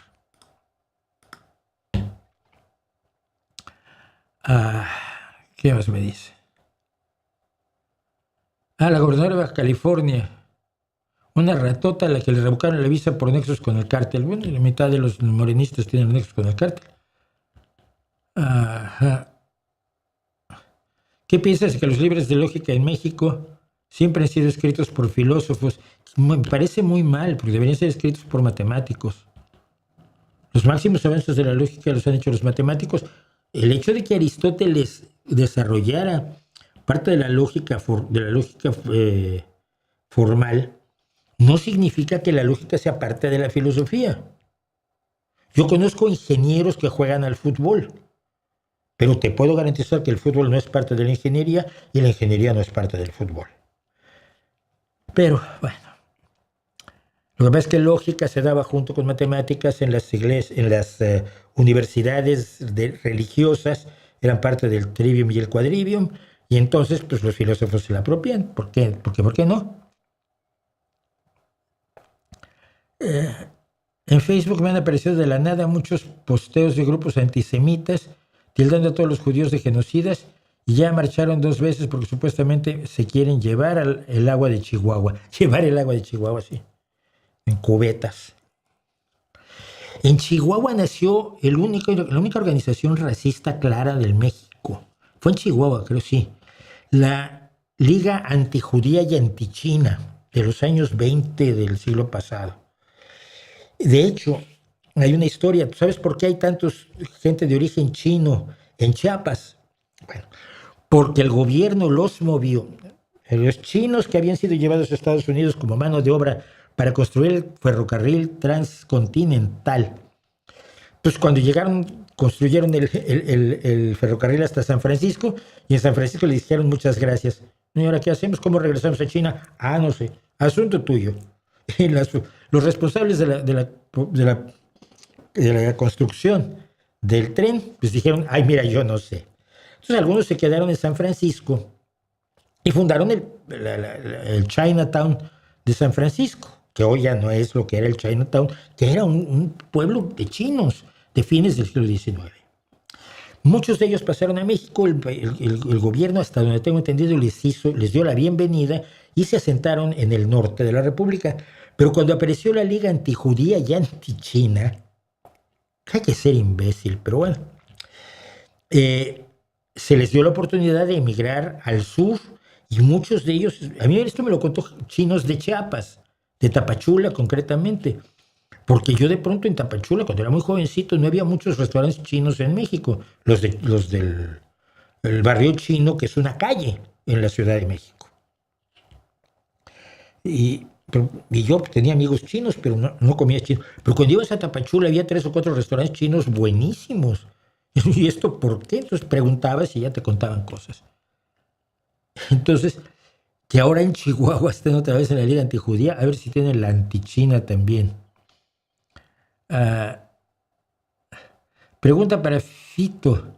¿Qué sería del pensamiento crítico sin la paciencia que desarrolla estudiar, sin la sapiencia que desarrolla estudiar filosofía? Tú, mi querido Efrén Delgado Falcón 608, eres un provocador. Y te vamos a tomar la provocación. ¿Qué opinan de las listas de cuentas de Twitter que el mismo gobierno mostró como las que atacan al gobierno? Son cuentas de Twitter que tienen los opositores al gobierno, que tienen dinero y hacen granjas de bots y hacen... ¿Y tú crees que no? ¿Y las que tiene Cuevas qué? Tú no puedes decir que es ilegítimo que tenga granjas de bots alguien cuando las tienes tú. Y Cuevas tiene. Uy, que sí tiene. Mal todo. No se debería utilizar así las redes. Esta señora fue alumna destacada de la Rata de Zunzunegui. No sé de qué señora hablas, pero...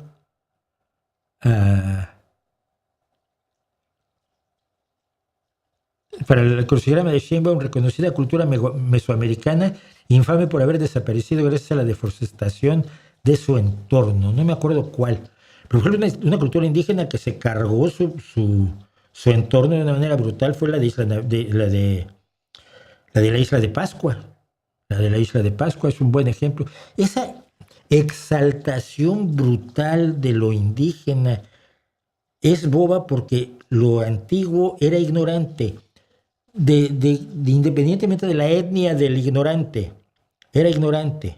No hay esa sabiduría que quieren exaltar. Lo que le dicen a la gente es: tú sigues siendo pobre y yo te reconozco que eres sabio. Váyanse a la... Bueno, Cortés no va con Z, Rosa va con S. Cortés es con S. A que la presidenta no tiene los ovarios de prohibir el cristianismo y hacer la religión oficial de México el culto a Huitzilopochtli y empiezan a matar gente, ¿no? Bueno, mira, no des ideas. No des ideas. Pero vamos a hablar de uno de los señores a los que ha facilitado muchísimo la vida la tontería de Morena, ¿no? Y su indigenismo fake. Y estamos hablando, por supuesto, de Zunzunegui. Miren, hace unas semanas me encontré con esto de Verástegui diciendo que Porfirio Díaz fue el mejor presidente que tuvo México, Pinochet lo mejor que le pasó a Chile, Franco lo mejor que le pasó a España. Y yo dediqué un pequeño video, evidentemente, a Verástegui, para contar lo que hicieron estas personas. Porque ¿en qué se apoyan estos sujetos? Bueno, se apoyan en que estas personas hicieron un país que supuestamente es económicamente próspero. Pero en realidad los económicamente prósperos eran las élites. Esto ya lo hemos hablado mucho en este canal. Cuando tú dices, el Reino Unido era poderoso, tenía un imperio donde no se ponía el sol y era el país más rico del mundo. No, el país que tenía los ricos más ricos del mundo, pero la gente en la calle era pobre como ratas. Como ratas, y te lo puedes revisar simplemente leyendo el Oliver Twist, que se da, no me acuerdo si en plena época victoriana o eduardiana, pero es cuando existe el imperio británico, y sin embargo la gente de abajo va jodidísima. Y cuando los Países Bajos tuvieron la Compañía de las Indias y todos los guilds de del vino y los del trigo y los de la tela y los de la leche, todos los guilds eran millonarísimos y se hacían pintar por Rembrandt, así también, como si fueran aristócratas sin serlo. La gente de abajo era pobre, miserable. Esa gente que casi no tenía que comer, que retrata Van Gogh a fines del siglo XIX, cuando los Países Bajos eran ricos, pero los ricos eran los de arriba. Ay, en España hubo un boom económico para los amigos de Franco, para los amigos de Pinochet y para los amigos de Don Porfirio. Pero la gente común y corriente siempre lleva las de perder. Lo conté allí. Pero entonces ahora Zunzunegui me hace un Verástegui, o Zunzunegui, o mira. Vamos a ver qué se le ocurrió decir a este señor. Por cierto, tengo que encontrar las notas que yo tengo aquí. Así. Y vamos a ver qué dijo. Hay dictadores que no destruyen su país, y claro que los hay, Porfirio Díaz. Aquí vamos magníficamente bien. El principio es de locura. Hay dictadores que no destruyen a su país. Ejemplo, Porfirio Díaz. Dictadores que no destruyen su país, y claro que los hay. Porfirio Díaz es un dictador, porque es un dictador más allá de que me caiga bien y haya habido elecciones cada 4 años durante los 36 que estuvo, bueno. Te cae bien. Es un dictador y lo quieres. Te cae bien. Así hay elecciones falsas, más manipuladas que las de la Suprema Corte de Morena. ¿Cómo te opones a Morena si está haciendo lo mismo? Hacía elecciones. Si hubiera hecho elecciones, no hubiera sido necesario que en la entrevista con Krill dijera: México ya está listo para la democracia. Porque durante los años que había estado antes de las elecciones de 1910, México no estaba en democracia, y con todo descaro lo decía Porfirio Díaz. Sigamos. 36 en el poder, dejando un periodo intermedio. El país se hizo absolutamente próspero con Porfirio Díaz. Y ya metiéndonos en camisa de 11 varas, porque tú hiciste la pregunta maldita, pues hay que ver cómo dejó Augusto Pinochet a Chile. Ojo, no estamos quitando el tema, y sobre todo con Pinochet y con Franco, que sería el otro, de que es una dictadura, de que es militar, de que incluye violencia y de que incluye represión, porque esto evidentemente Represión es y así. desapariciones. Sí, pero no es que no pase así cuando llegan al poder los comunistas. Sí, mira. México era un país próspero para los amigos de don Porfirio, para los científicos que no lo vean. México era un país donde había esclavitud y este pseudohistoriador le cae muy bien un señor que mantenía esclavitud en su propio país. Hay que ser desvergonzado. En México la pobreza era peor, y lo comenté con lo de Verástegui. Vayan ustedes a ver el video de Verástegui. Los pobres en México estaban peor que los pobres en todo el resto de América Latina. ¿Cómo que no destrozó al país? Sin contar las torturas, los asesinatos y todas esas cosas que tú haces de lado así como, bueno, fue peor Pinochet y Franco. No. Porfirio Díaz mató a más gente que Pinochet. Fíjate. No torturó a más, eso sí. Ni desapareció a más. Pero ¿qué tiene que ver que los comunistas, las dictaduras comunistas sean malas? Es que no te entra en la cabeza. A ver, yo sé que, no sé, habiendo tanto espacio allá adentro, podría entrarte la idea de que las dictaduras son malas, sean de tus amigos que te caen muy bien o sean comunistas. El problema no es el adjetivo. El problema es el sustantivo, dictadura. Pero cuando sacan, como los comunistas matan mucha gente, pues nosotros podemos matarla también. ¿Cuál es el problema? Se dan cuenta del nivel de descaro, de aplauso a la barbarie que representa esto, con el rollito todo muy buen amiguito que soy suyo del Zunzuneta. Esto me encanta, ¿no? El comunista te dice, es que pasó esto, y dices, ajá, y cuando gobiernan ustedes pasa lo mismo, pero al triple. Pero peor. Pero el triple, pero peor, no lo sé. No lo sé, pero bueno. Probablemente dirá que el gran salto adelante fueron los esbirros de Mao a matar a la gente. Gente que habla de historia sin entender la historia. Pero peor, ¿no? Claro. Entonces, no es quitar eso, pero a ver, así como Porfirio, que ni siquiera lo podríamos encasillar en esto de izquierda o derecha, sino en un liberal que se hace conservador, construye un país, más allá de las injusticias. Augusto Pinochet, pues construyó un Chile, más allá de las injusticias. Y otra vez romantizamos entonces a Salvador Allende. Pero Salvador Allende estaba llevando a Chile al fracaso Tenía absoluto. destrozado el país. Al fracaso absoluto, ¿no? Aquí sí, cuando la historia ya la contamos como nos sale del bolo, hay que decirlo. El país, Chile, estaba destrozado por el golpeteo constante de la derecha. Allende ganó las elecciones, fue electo presidente legítimo. Y a partir del momento en que Allende es presidente, hay paros patronales como los camioneros. Todos los camioneros se paraban constantemente y dejaban sin abasto al resto del país, provocando una inquietud que dirigían en contra del gobierno. Hubo un boicot económico interno potentísimo y yo lo recuerdo leerlo en los periódicos.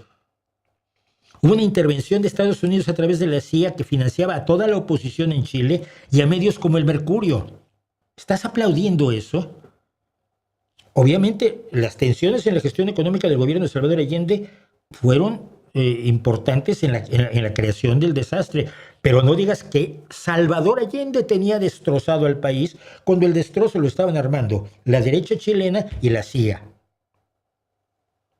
Porque Estados Unidos temía, dentro de la lógica de la Guerra Fría, que el éxito del socialismo chileno, socialismo al que se llega por las elecciones y no por la vía de la revolución, fuera a prender en América Latina, y como tenían la teoría del dominó, que si un país caía, iban a caer todos hasta que México sería un país comunista y se desbordaría por el virus rojo, por el río Bravo.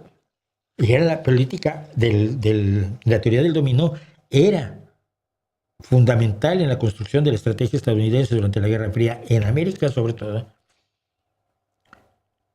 No puedes decir que Allende tenía destrozado eso. Te voy a decir más, porque esto debería saberlo alguien que dice saber de historia y que no tiene idea.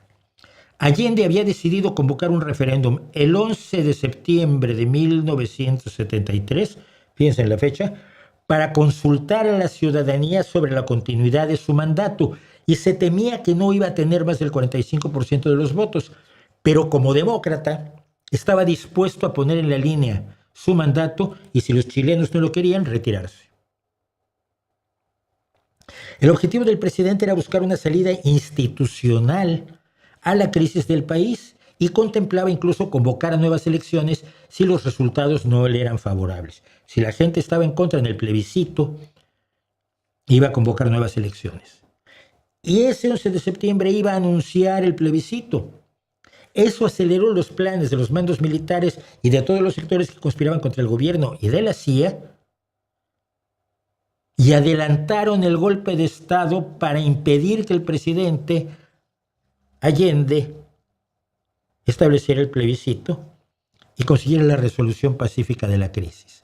Había que aplastar a la izquierda y para eso se asesinó, se desapareció, se torturó no solo a comunistas malvados, sino a cuanto demócrata o gente mínimamente progresista y de izquierda podían encontrarse en Chile. Porque en Chile no había ni siquiera una guerrilla de izquierda. Esa guerrilla apareció ya en la dictadura de Pinochet.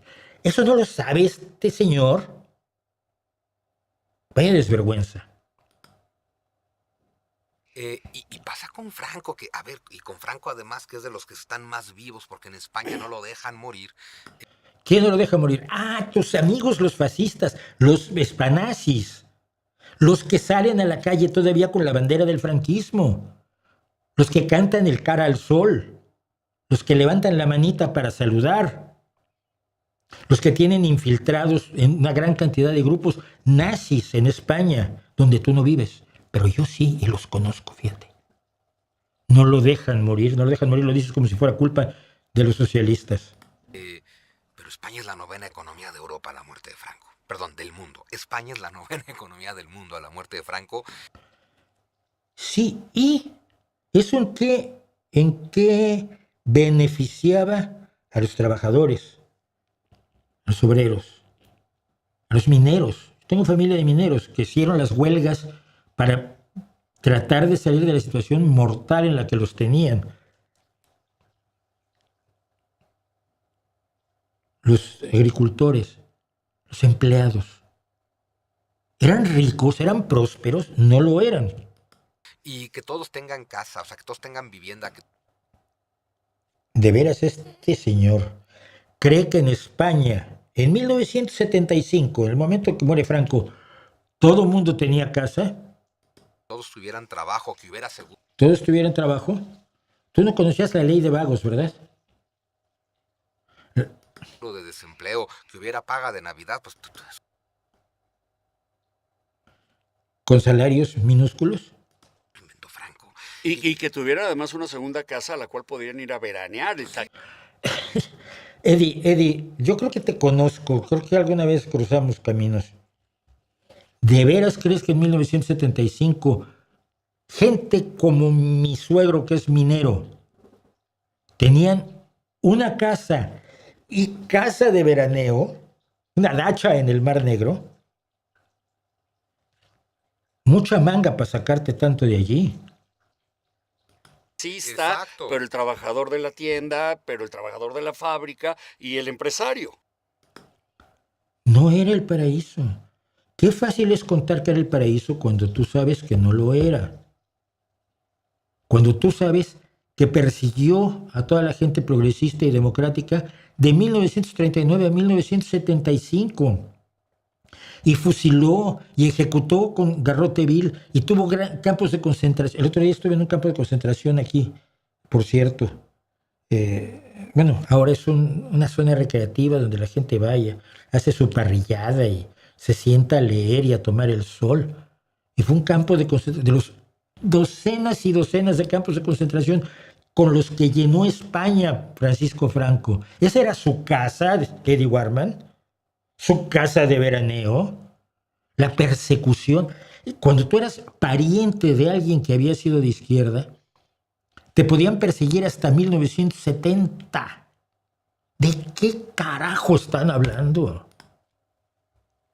Ahora, ¿qué tienen en común Pinochet y Franco? Que son dictadores que toman el poder para evitar que se queden en el poder los comunistas. Ah, ahí está el punto. Que si los comunistas, que la República era bastante más compleja que el Partido Comunista, si los comunistas ganan las elecciones, pues hay que impedir que se queden y hay que tirarlos y hay que hacer un golpe de Estado. Sanguinario y brutal. Bien. Porque entonces el gran tema es ¿por qué los dictadores comunistas siempre destruyen los países? Porque son dictaduras. Porque tú hablas de los dictadores de izquierda que destruyen países. China no, por cierto. Aunque en China hay otra discusión porque es una dictadura. Igual que Vietnam, igual que Laos.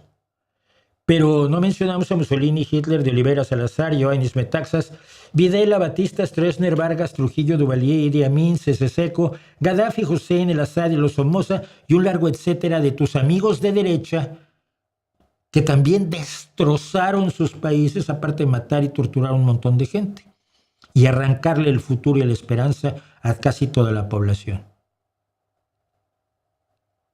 A esos los olvidamos. Yo diría que el problema es que son dictaduras. Pero entonces es destruir las estructuras democráticas para que no pueda haber elecciones. Destruir las estructuras jurídicas, fíjate que México hace lo mismo, para que nadie pueda hacerle contrapeso al poder. Destruir las estructuras económicas para que nadie pueda generar riqueza por su cuenta. Destruir las instituciones educativas para generar una promoción de la ignorancia. Es que todos lo hacen así, como manualito. Sí, pero de eso no lo hacen las dictaduras bonitas de los que mencionamos antes, de Mussolini a los Somoza y un largo etcétera. Hicieron exactamente lo mismo, destruir instituciones, apoderarse de la educación, convertirla en indoctrinación, apoderarse de la justicia. Eso es lo que hace una puta dictadura. Si no lo haces, no eres una dictadura. Por cierto, después sale con la estupidez de que Mussolini y Hitler eran socialistas. Cosa que les parecerá muy interesante a los socialistas, a quienes Mussolini les dijo, cuando le preguntaron a Mussolini cuál es el programa político del fascismo, y él dijo, el programa político del fascismo es aplastar las cabezas de los socialistas. Y claro, algo que deben haber opinado los primeros visitantes de los campos de concentración de Hitler, que fueron los comunistas y los socialistas, los del Partido Comunista Alemán, los del Partido Socialista Alemán. Ellos te podrían contar mucho de esa estupidez que ahora dicen los hijos del Laje, sin ninguna base y de manera absolutamente fácil de refutar, lo he hecho aquí en este canal varias veces, que Mussolini y Hitler no eran socialistas ni mucho menos. Este es el tipo de basura que se vende y que se ve apuntalada por la estupidez de Morena. Si tú polarizas, creas a tu enemigo. Y si tu enemigo tiene la razón a veces, y a veces la tiene más seguido que tú, no llores. ¿No te das cuenta de lo que estás haciendo? Claudia Sheinbaum, Pedro Miguel, Salmerón, Taibo, toda esta gente, ¿no se dan cuenta a quién le están haciendo el juego ustedes? Que es al viejo PRI y al viejo PAN incrustados en Morena, y encima tenemos que aguantar a estos. Es que manda cosas. Son las 21:07, afortunadamente no hay muchos. Dice, gracias por el superchat. Luca Belmonte dice, Zunzunegui muestra que tener estudios no basta. En historia importa tanto conocer las fuentes como no forzarlas para que encajen en una tesis previa. Ya, pero es que eso no es historia, eso es propaganda. Y Zunzunegui, Armesillas, Verástegui, Rusarín, toda esta banda no hace historia, hace propaganda y viven de ella, ya lo he dicho, viven de ella. Entonces, no se puede tener un debate con ellos porque no están buscando los hechos, la realidad, comprender el pasado para construir un futuro mejor. Su objetivo es defender sus ideas porque eso les comporta un engorde de la cuenta bancaria a hoy y a futuro. No es una cuestión de ideas, no es una cuestión de historia, no es una cuestión de hechos, no es una cuestión de datos. Es una cuestión de negocio. Esta gente vive del negocio de la propaganda. Como Goebbels, pero todavía sin el poder de Goebbels. Pero algunos de ellos lo pueden llegar a tener. Los minions de Morena están pidiendo, dice Rosa Tempa, los minions de Morena están pidiendo cambiar los nombres españoles por los presidentes morenistas. Pero no mencionan que los pedos de la secta de la luz del mundo tienen calles, escuelas, parques, etc. El Palacio Nacional, el Palacio de Cortés, Cortés con S, no con Z, Tepócatl. Y ahí vive, sí, lo dice también otro, esta señora vive en el palacio que hizo Hernán Cortés. No dígame cabrea que se van a enojar, pues que se cabreen. ¿Qué me importa que la gente piense? En serio, que hay gente que me confunde con alguien a quien le interesa lo que opinan los demás. Me interesa la opinión de muy pocas personas, fíjate. De muy poquitas. Es títulos de estos vídeos y los vivos me recuerdan mucho a los cuentos de Quino. Pues gracias. Quino era un genio. Que soy enemigo yo de los argentinos, se me olvida. ¿Cómo se me ocurre decir que Quino era un genio? Ya se digo que Lelutier son de mis grupos favoritos y me acompañaron toda la vida. Ceuta está hecho polvo, dice Castia, y como no lo demuestra, lo baneamos. Basta con escuchar a sus ciudadanos. Mira, no voy a escuchar a nadie que no da su nombre y su cara para comentar en este chat y venir a echar basura. Es así de sencillo. Resulta que yo vivo en Sonora, enfrente del Mar de Cortés, y si alguna vez AMLO propuso cambiarle el nombre, pero no lo hicieron. En cuanto a los chinos mexicanos, pregúntenles lo que sus abuelos y bisabuelos sufrieron a manos del, entre comillas, héroe Villa. No les puedo preguntar. No sé qué quieres decir. Me enferma la gente que no dice las cosas, sino insinúa y se va sinuosamente. Si tienes algo que decir sobre lo que hizo Villa con los chinos, lo dices. Si no lo dices, banear es fácil. A mí me sale de un... Esto de banear, bloquear, esto, yo soy feliz.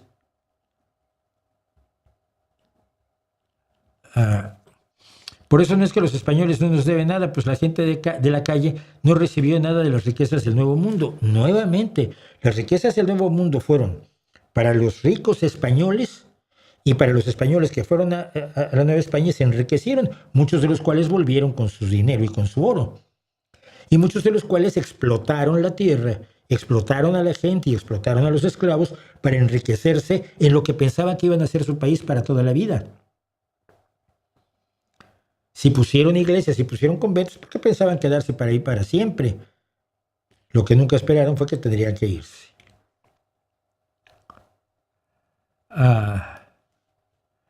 ¿Qué más vamos a ver? Es un Zunegui, es un fachazo, sin duda sí lo es.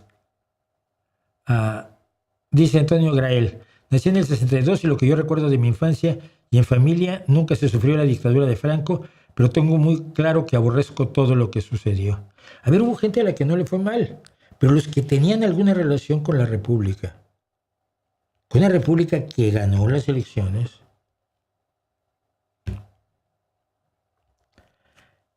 ¿cuál es la guitarra de tus sueños? Ninguna, man. No, sí. Una Gibson Les Paul Sunburst de 1960 me vendría muy bien. O una Black Beauty. Pero no soy tan buen guitarrista como para merecer una cosa así. Yo con mis dos cositas aquí vivo muy feliz. Que pase buena semana grande, me pide Alex Tilles. Sí, estamos en plena semana grande. Mañana es la noche de los fuegos aquí. Es la noche en la que yo me voy a fotografiar los fuegos artificiales que hacemos todos los años aquí en Gijón. Espero que nos respete el tiempo para los fuegos. Sí, ese es que mañana no haya mucha bruma, porque con la bruma, con las nubes bajas, no se ven bien los fuegos. Y si no hay viento, el humo de los fuegos se queda allí y opaca a los fuegos que vienen después. Es todo un asunto el de los fuegos artificiales.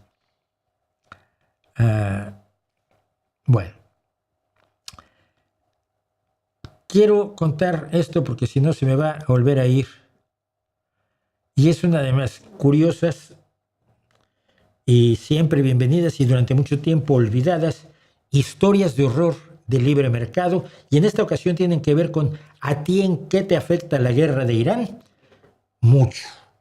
No tienes idea en cuánto te afecta la guerra de Irán.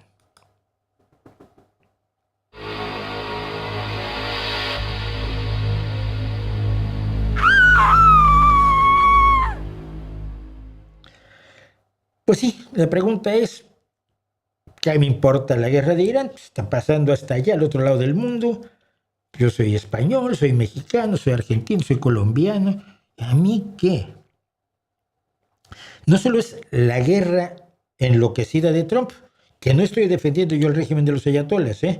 Para eso ya están Pablo Iglesias, Rosarín y seres así. Es que esa guerra toca tu bolsillo gracias al libre mercado. Vamos a ver. Cuando Trump ataca a Irán, este país reacciona, entre otras cosas, con el cierre del estrecho de Hormuz. Un paso marítimo de 39 kilómetros en su parte más estrecha entre Irán, que está al norte, y Omán, que está al sur. Un cachito de Omán que está metido. Si ustedes ven, es muy curioso, pues Omán está en los Emiratos Árabes Unidos, que allí dice UAE, pero en la punta de la península hay un cachito que es de Omán. Entonces el estrecho de Hormuz lo controlan Omán e Irán. 39 kilómetros. Por ese estrecho pasa el 20% del consumo mundial de petróleo, que es de lo que más nos hablan, del petróleo, el petróleo procedente de ese 20% se divide en lo siguiente: 37,2 de Arabia Saudita, 22,8 de Irak, Emiratos Árabes Unidos 12,9, Irán 10,6 y Kuwait 10,1. Todo eso forma el 100% del 20% del petróleo mundial. Pero el tema no es sobre el petróleo. El punto aquí es interesante, es lo siguiente. Primero, al cerrarse el estrecho de Hormuz, se prevé que va a aumentar el precio del petróleo y por lo tanto te suben la gasolina. Pero no te suben la gasolina en el porcentaje en el que se espera que aumente el precio del petróleo al estrangularse el estrecho de Hormuz. Volvamos a ponerlo. No, un poquito más. Como nadie controla el precio del petróleo, el precio de la gasolina, pues dices, pues si va a subir un 10%, yo aumento en 15%, o si va a subir un 2%, yo aumento en 3%, el precio en el dispensador de gasolina. Y allí, el libre mercado pasa a torcerte por culpa de la guerra de Irán. Pero el tema no es el petróleo. La gente cree que todo tiene que ver con el petróleo porque los medios de comunicación no se informan. Por el estrecho de Hormuz, en enormes buques tanque, pasa el 20% del gas natural licuado del mundo, casi el 50% del azufre, grandes cantidades de coque de petróleo, 33% del metanol del mundo que se utiliza para hacer plásticos, pinturas y resinas, 9% del aluminio primario que se produce en el mundo, 33% del helio, grandes cantidades de polipropileno y polietileno para hacer plásticos, y además el 20% de las exportaciones marítimas de fertilizantes y aproximadamente el 46% del comercio mundial de urea, materia prima necesaria para hacer fertilizantes. No es el petróleo solamente. Es decir, es el petróleo, pero también es todo esto. El estrecho de Hormuz, ¿cómo se cierra? Pues mira, se cierra poniendo misiles crucero antibarcos ocultos en la costa allí norte, en ese huequito que es donde está Irán. Irán es la costa norte, la costa sur es Omán, por lo menos la parte de arriba de la península. Se ponen naves de ataque rápido fuertemente armadas, drones kamikaze. Irán tiene los drones Shahid, que son los que usa Putin para atacar civiles en Ucrania. Minas acuáticas, pones ahí minas, y las aseguradoras no cubren daños por campos minados.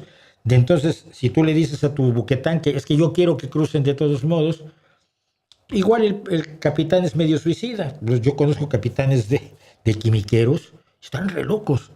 Pero bueno, supongamos que este dice, sí voy, la mayoría van a decir no. A ver, me mandas con un barco de mercante, por grande que sea el buquetanque pero me mandas con un barco mercante a una zona de guerra donde me están diciendo que no pase o me bombardean. Y se han bombardeado buquetanques, por supuesto. ¿Qué pasa entonces? Que las materias primas para muchísimas cosas no están llegando a las instalaciones que las usan para manufacturar diversos productos. De todo eso me voy a quedar con los fertilizantes.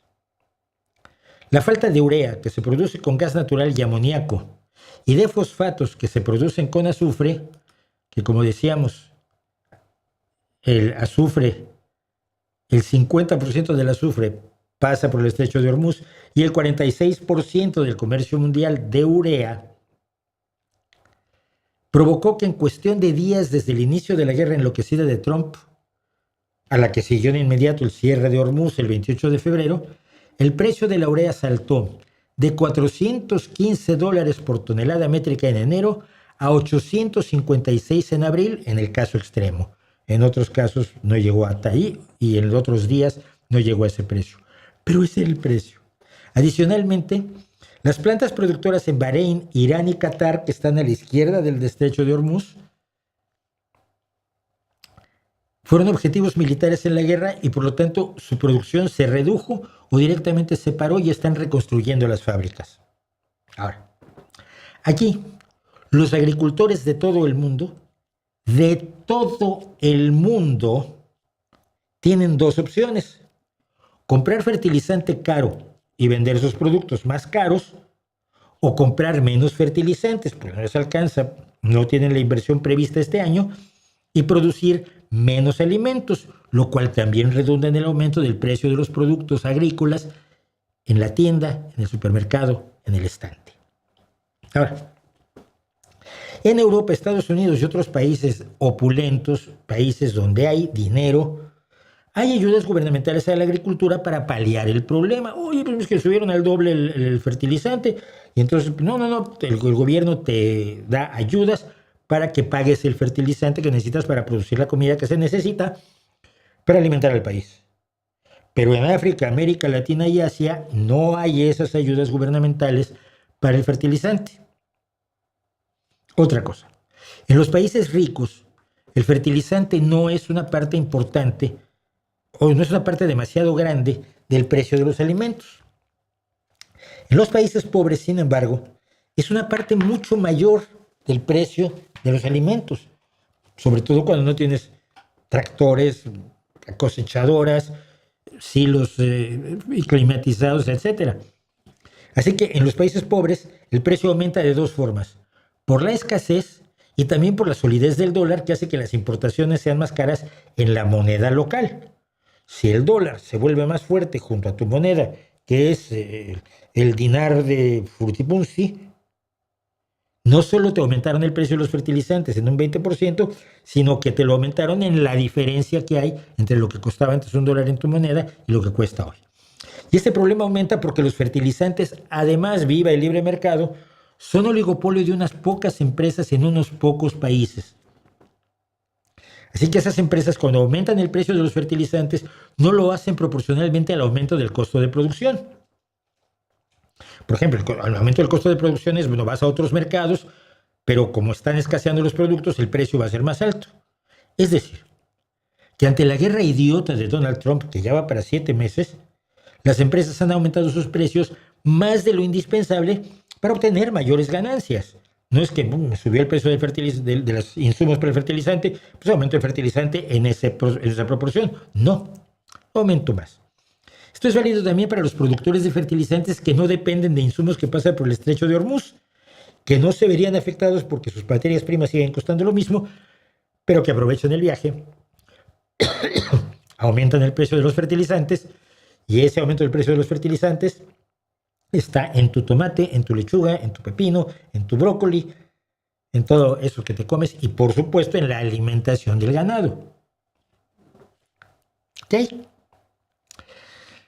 Ya en mayo de este año, la FAO advirtió que la guerra de Trump en Irán amenazaba los precios de los alimentos a nivel mundial y podía crear una grave crisis en un plazo de 6 a 12 meses. Este fue el comunicado de la Organización de la Alimentación y la Agricultura de las Naciones Unidas el 20 de mayo de 2026. Así que la guerra de Irán emprendida por Trump te afecta a ti desde febrero.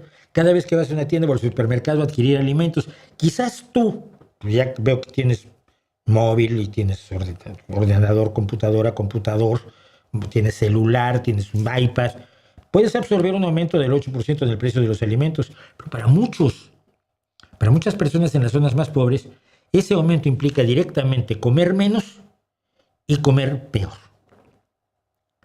Lo peor del asunto no deja de ser paradójico que todo esto esté ocurriendo en un ambiente de guerra cultural, donde pseudoecologistas como Greenpeace, World Wildlife Fund y Ecologistas en Acción, aquí en Europa, me imagino que ahí tenemos ejemplos en otros países,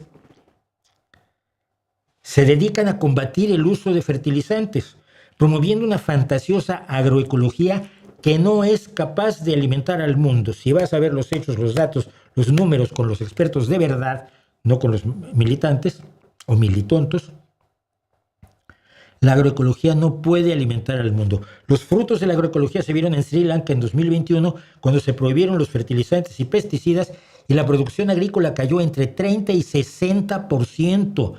30 y 60%, provocando una brutal subida en el precio de los alimentos. Y Sri Lanka no es un país rico. Sri Lanka tuvo que importar arroz por primera vez en décadas. Arroz que había sido producido tecnológicamente con los fertilizantes y los pesticidas a los que se oponen estos señores. Supongo que estos grupos, estos militantes, generalmente formados por gente de ciudad bien alimentada, que tiene directores en cada país que ganan más de $100,000 al año, que son los salarios de Greenpeace, estarán aplaudiendo la guerra de Trump, porque así pues va a haber menos fertilizantes y habrá más agroecología y la gente tendrá mejores oportunidades de morirse de hambre en nombre de nuestra militancia de gente que jamás ha visto el campo más que en una fotografía. Y entre el libre mercado y los libres de neuronas estamos como estamos. ¿Qué me dicen para que pueda yo seguir? Porque tenemos los comentarios. ¿Viste a Richie Blackmore tocando Smoke on the Water? Sí, lo vi. La nueva canción de Roger Taylor no la oí, fíjate, no la he oído todavía. Pero sí vi, a ver, yo tengo un problema. Richie Blackmore es un pesado. Es uno de los tipos más desagradables del rock. Pero es un genio. Y lo peor de eso es cuando se retira del rock y se pone a hacer música de inspiración medieval renacentista con su mujer, que es una enorme cantante, además. Blackmore Night se llama el grupo, si mal no recuerdo. Está tocando la guitarra divinamente, sigue siendo un genio de la guitarra. Y lo que está haciendo de música de inspiración renacentista es maravilloso, yo lo he seguido muchos años. Entonces me encanta que haga esto, pero al mismo tiempo me parece rarísimo. Así que bueno. Platicando con unos amigos, se dicen admiradores de China por sacar 600 millones de críticos de la pobreza. Mira, la semana próxima sí quiero hablar de esto. Los defensores de China te dicen que, es que ves, China ha sacado 600 millones de la pobreza. Entonces, ¿qué hacemos para sacar a la gente de la pobreza? Una dictadura. Ya ves, Zunzunegui y Armesillas, toda esta gente dice que son buenísimas las dictaduras. Armesillas no sé, pero Rusarín sí. Una dictadura. Es una dictadura y ya sacas a la gente de la pobreza. Oye, lo de la delincuencia, eso que Bukele, una dictadura y acabas con la delincuencia. Oye, pues que ha metido muchos inocentes a la cárcel. Luego está toda la gente que le mandó a Estados Unidos y que dice que no la va a soltar nunca, que es gente que sin haber cometido un solo delito está condenada a prisión perpetua en los campos de concentración de Bukele. Además que allá hay informes de torturas que tienen preocupadísima Amnistía Internacional y un montón de muertes rarísimas. Pero acabó con la delincuencia. No, lo que pasa es que se necesita mano dura. Se necesita una dictadura. Miren, lo que todos están diciendo es que quieren una dictadura. Lo que no están demostrando es que se puede sacar a la gente de la pobreza solo con una dictadura, que se puede acabar con la delincuencia solo con una dictadura, que el crecimiento económico se puede hacer sin una dictadura. Es decir, están usando elementos externos, atribuyéndoselos como atributos solamente a la dictadura, como virtud de la dictadura, y como si fuera imposible obtener desarrollo económico, una mayor seguridad, una vida mejor y menos pobreza sin una dictadura. Porque hay muchos países del mundo que tienen una excelente economía sin dictadura. Y muchos países que tienen unos niveles de seguridad extraordinarios. España es uno de ellos, sin dictadura. Ellos están usando argumentos para vender dictaduras. Y ello los hace enormemente sospechosos. ¿Crees que personajes como los de la 4T le den una mala reputación a la UNAM y a la educación mexicana en general? Por supuesto que sí. Por supuesto que sí, porque lo que están haciendo es promover el populismo. La educación, que es informar a la gente de lo que tiene que saber y luego ver si lo aprendió, les parece muy mal porque luego hay gente que no aprendió y entonces esa también debería ser médico o ingeniero o lo que sea. Así que están haciéndole el trabajo al enemigo y no se dan cuenta. O se dan cuenta y les importa un pito mientras se llenan los bolsillos, que es lo que más me preocupa.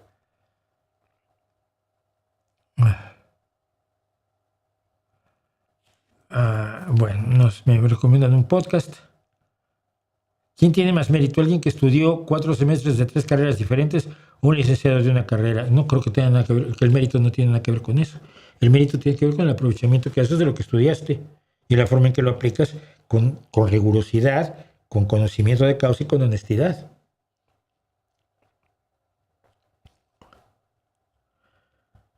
Acabo de ver un video con recomendaciones sobre pasta y me quedé con ganas de recomendaciones sobre salsa. Pues yo no, fíjate que las pocas salsas que hago yo, hago salsa de queso, que hago con 4 quesos distintos,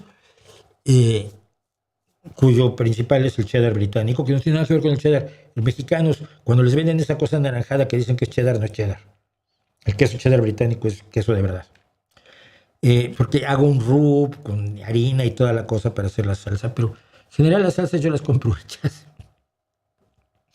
Me hiciste acordarme hay una mujer a la que yo sigo muchísimo, que es la nonna Silvi. Es una abuelita italiana que se ha hecho famosa en TikTok y en Instagram con sus recetas. Ella es una mujer maravillosa que vivió toda la vida trabajando. Fue de las primeras italianas que se divorciaron cuando lograron arrancarse el yugo del Vaticano en Italia. Y logró divorciarse. Eso hace que me caiga el doble de mejor la nonna Silvi. Nonna quiere decir abuela en italiano, por supuesto. Y ella ahora tiene la cocina, pues la panadería o pastelería la tiene con sus nietos. Y tiene un pequeño sketch en el que ella entra en el momento en que el hijo estaba virtiendo salsa de tomate de frasco industrial en un espagueti. Y ella se queda mirando, es una herejía absoluta. Y él se acerca y le mete 100 euros en la bolsa. Ella trae gafas oscuras. Entonces, tiene 100 euros en la bolsa, le levanta las gafas oscuras y ella está así. Entonces ya, le mete otros 100 euros en la bolsa y ella está así. Pareció lo más divertido del mundo. Hay esa, la nonna Silvi. Y hay otras 2 abuelas que tienen una panadería, que se hacen unos gin tonics de este tamaño, y se hacen unos paninos, unos sándwiches de este tamaño con pan y unas ristras de 14 metros de salchichas. Son maravillosas. Yo me acuerdo que una se llama Teresa, porque siempre la otra le dice, Teresa, ataca. Veo cosas de cocina, pero yo cocinar soy muy elemental. Yo hago cosas de mezclas de sabores que a mí me resultan interesantes. Bueno.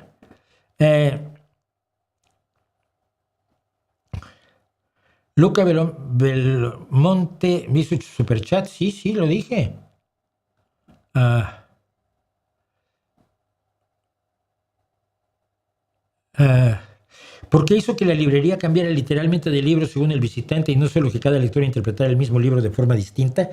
Está Luca Belmonte preguntándome sobre mi cuento, El libro de García. No lo sé.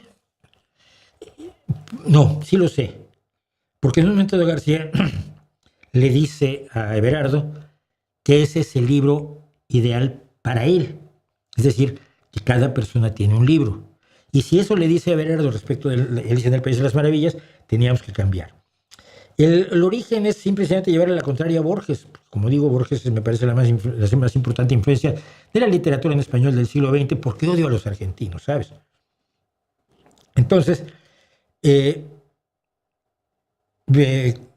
tenía la biblioteca, Borges tenía la biblioteca infinita, una biblioteca donde están todos los libros del mundo. Es uno de los conceptos de infinito, además mejor explicados en la literatura, el concepto de la biblioteca donde están todos los libros. Hay un libro que solo tiene una A en la página 50, otro tiene solo la A en la página 49, y ahí están todos los libros posibles, que son infinitos, en esa biblioteca. Entonces yo dije, pues entonces hagamos una de un solo libro. Y esa fue toda la inspiración, llevar a la contraria al enorme Jorge Luis Borges. Pero esa fue la razón. No, sí, pero me acuerdo yo me acuerdo que es lo que le dice. Dice, este libro tiene todas las respuestas, este libro tiene las respuestas de usted. Y creo que eso es lo que obligaba a que con el siguiente cliente hubiera otro libro. Cada quien tiene su libro y el libro en el que están las respuestas de él o ella.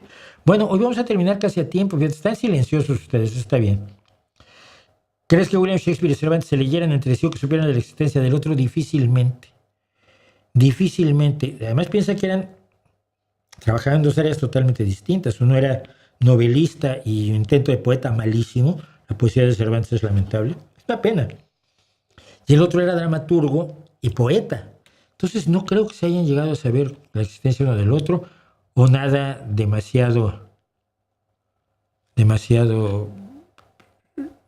Hay un señor que se llama Miguel de Cervantes Saavedra que escribió un libro, pues qué bien, porque se hayan leído, lo dudo mucho, porque hay que preguntar. Mira, es una buena pregunta y se la voy a hacer vamos a hacérsela a la Googlez. Sí, porque me generaste una inquietud y esas inquietudes deben resolverse. Un segundo.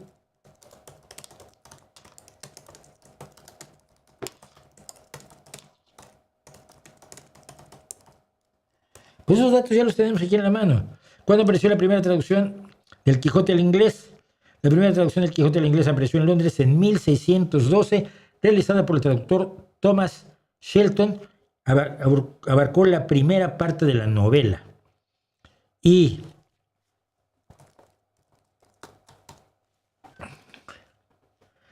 murió 4 años después Shakespeare, así que digamos que existe la posibilidad de que haya leído el Quijote.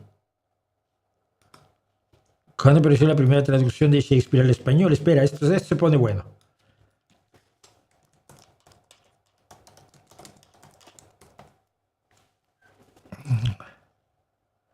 No, la primera traducción de la obra de Shakespeare al español apareció en 1772, cuando ya los dos habían muchísimo después.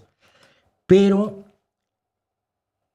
fue una versión de Hamlet realizada por el autor Ramón de la Cruz, que además no se hizo directamente del inglés, sino a partir de una adaptación francesa. Dicen que traductor es traidor, traductore traditore. O sea que la traducción de una traducción es como el teléfono descompuesto. La primera traducción directamente del inglés aparece en 1798, imagínate qué pena. Pero da pie a una cosa interesante.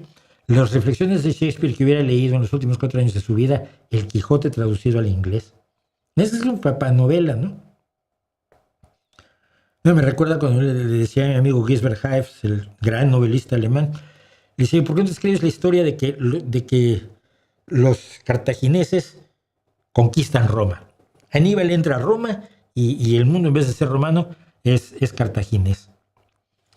Y decía, me encantaría, pero no tengo tiempo de imaginármelo, decía Gisbert. Que son buenas ideas de historias paralelas, ¿no? Que son solamente eso. Luego la gente se cree que son realidad, pero no lo son.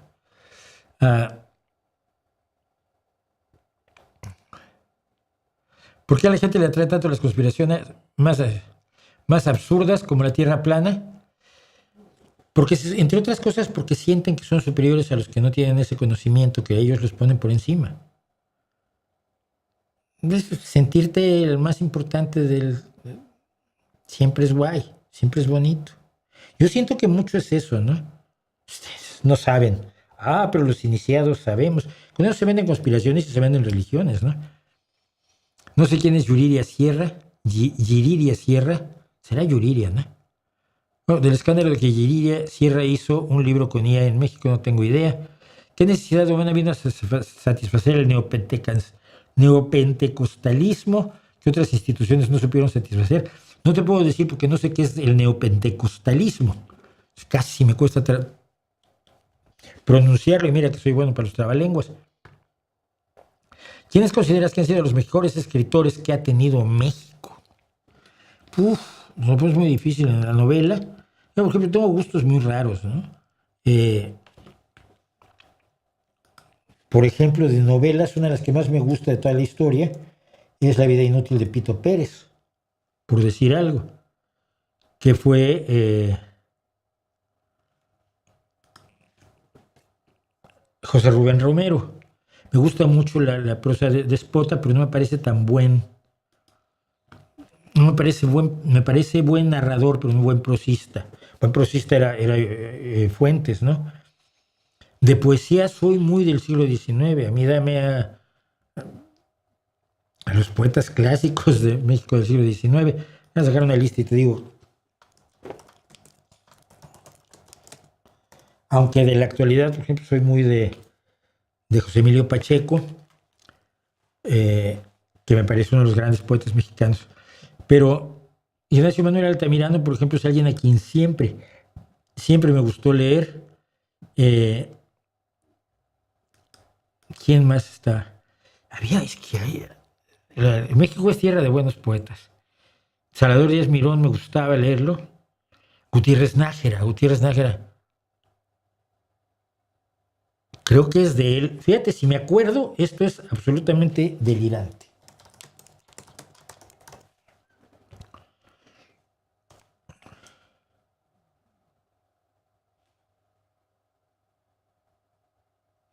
Es de Manuel Gutiérrez Nájera y me la sé. Todavía quiero morir cuando decline el día, en alta mar y con la cara al cielo, donde parezca un sueño la agonía y el alma un ave que remonte el vuelo. No escuchar en los últimos instantes, aquí sí estoy leyendo, me acuerdo del primer verso. No escuchar en los últimos instantes, ya con el cielo y con el mar a solas, más voces ni plegarias sollozantes que el majestuoso tumbo de las olas. Morir cuando la luz triste retira sus auras redes de la onda verde y ser como ese sol que lento expira, algo muy luminoso que se pierde. Morir, y joven, antes que destruya el tiempo aleve la gentil corona, cuando la vida dice aún, soy tuya, aunque sepamos bien que nos traiciona. Gutiérrez Nájera es un dios, pero no, el mejor poeta mexicano, no sabría decir cuál es, el mejor escritor mexicano, me gustan muchísimos. Me encantaban los cuentos de Arreola, por ejemplo. Sin embargo, el cuento que más me gusta es de Edmundo Valadez, que es La muerte tiene permiso. De lo que he leído, me gustaba mucho cómo escribían Riva Palacio, que tiene la historia de Las memorias de un impostor, donde cuenta la historia de Guillén de Lampart, que está narrada divinamente bien. No te puedo, esas preguntas que no te voy a poder responder jamás. Gracias, Luca Belmonte, por el superchat.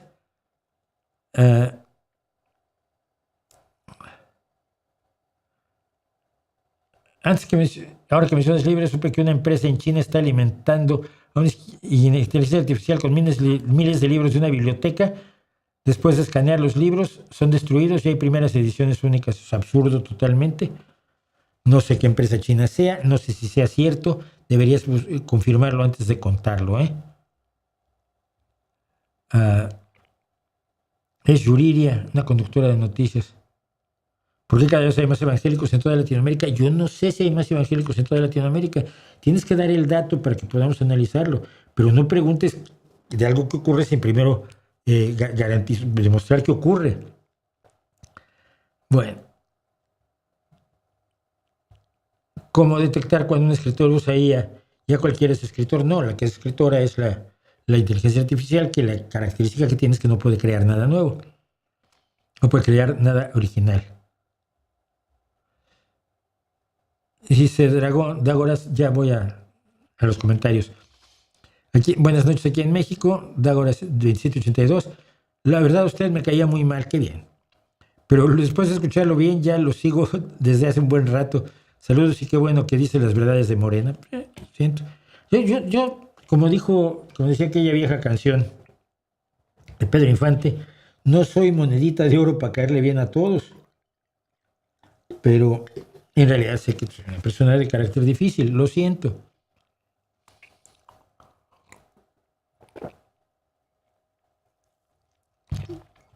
Esto es raro. ¿Es verdad que Borges se deshacía en elogios hacia la poesía de López Velarde? No lo sé. No lo sé. Y Borges como poeta, o sea, Borges todos lo concebimos como cuentista, pero Borges como poeta es capital.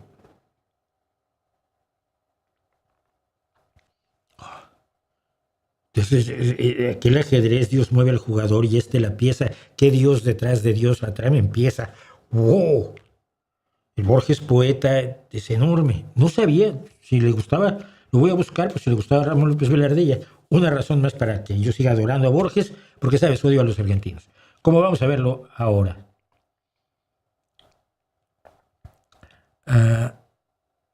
Bueno. Vamos a oír los comentarios arbitrarios de esta semana. No puse todos, sobre todo lo de Maradona trajo un montón de comentarios, casi todos expresando un odio infinito hacia mí. Entonces, además se afirmó que no sé nada de fútbol y cosas por el estilo. Pero bueno, solo metí un par de ellos, pero estos son los comentarios arbitrarios de esta semana.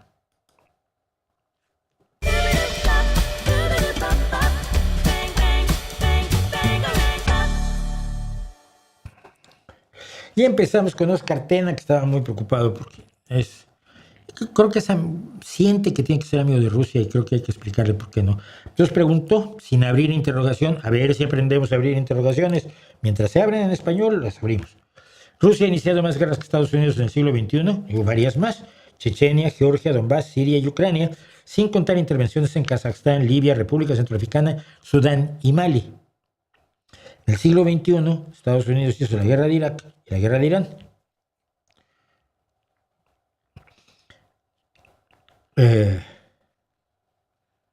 Luego tenemos a Maynor Vázquez, que dice: Diego, dado que Rosarino e INA creen en el 90% lo mismo que analiza Mauricio, te puedo apostar que no.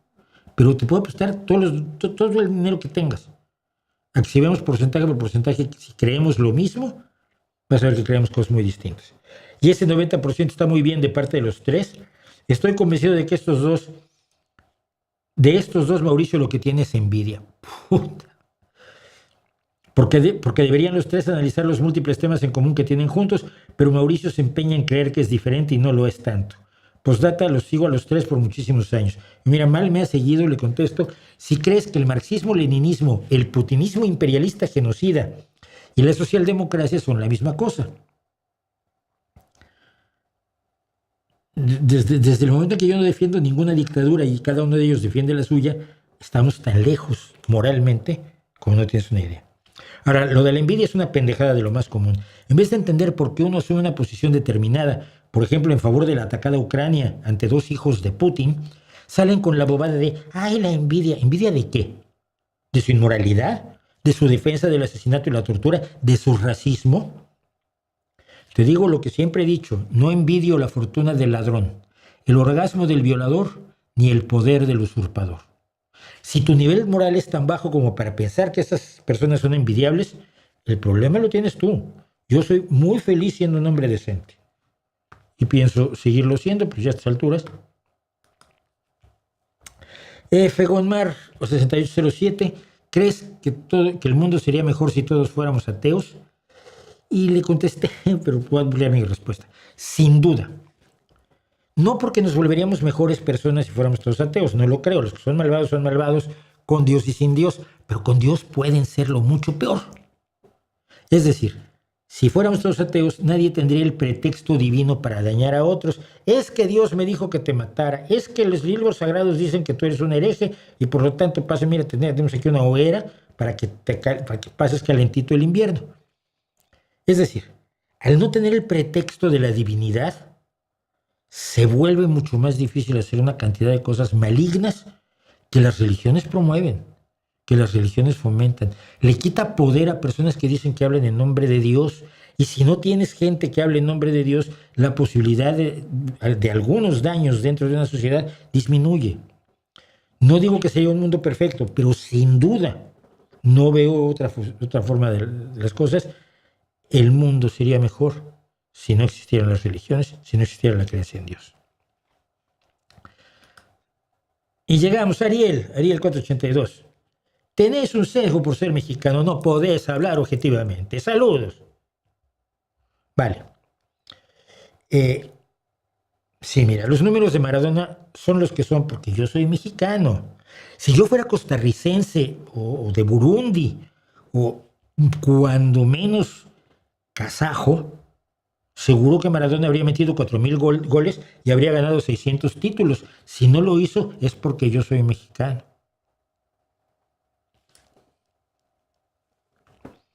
Y otro también, y perdonarán que trate de interpretarlo.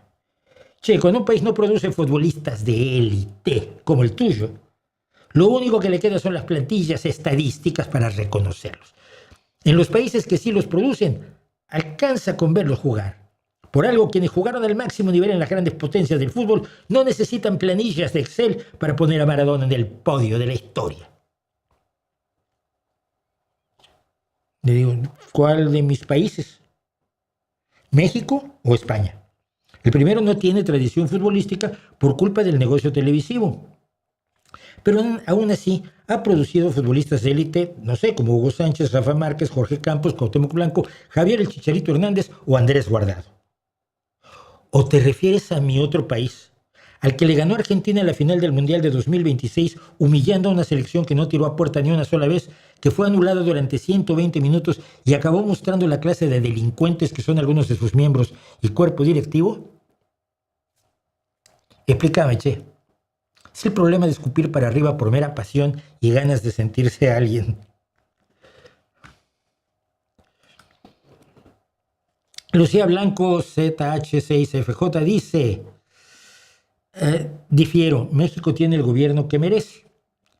No merecemos mejor salud ni educación, es triste, pero las mayorías han hablado. Lo único que merecen son 3,000 pesos mensuales y discursos falsos.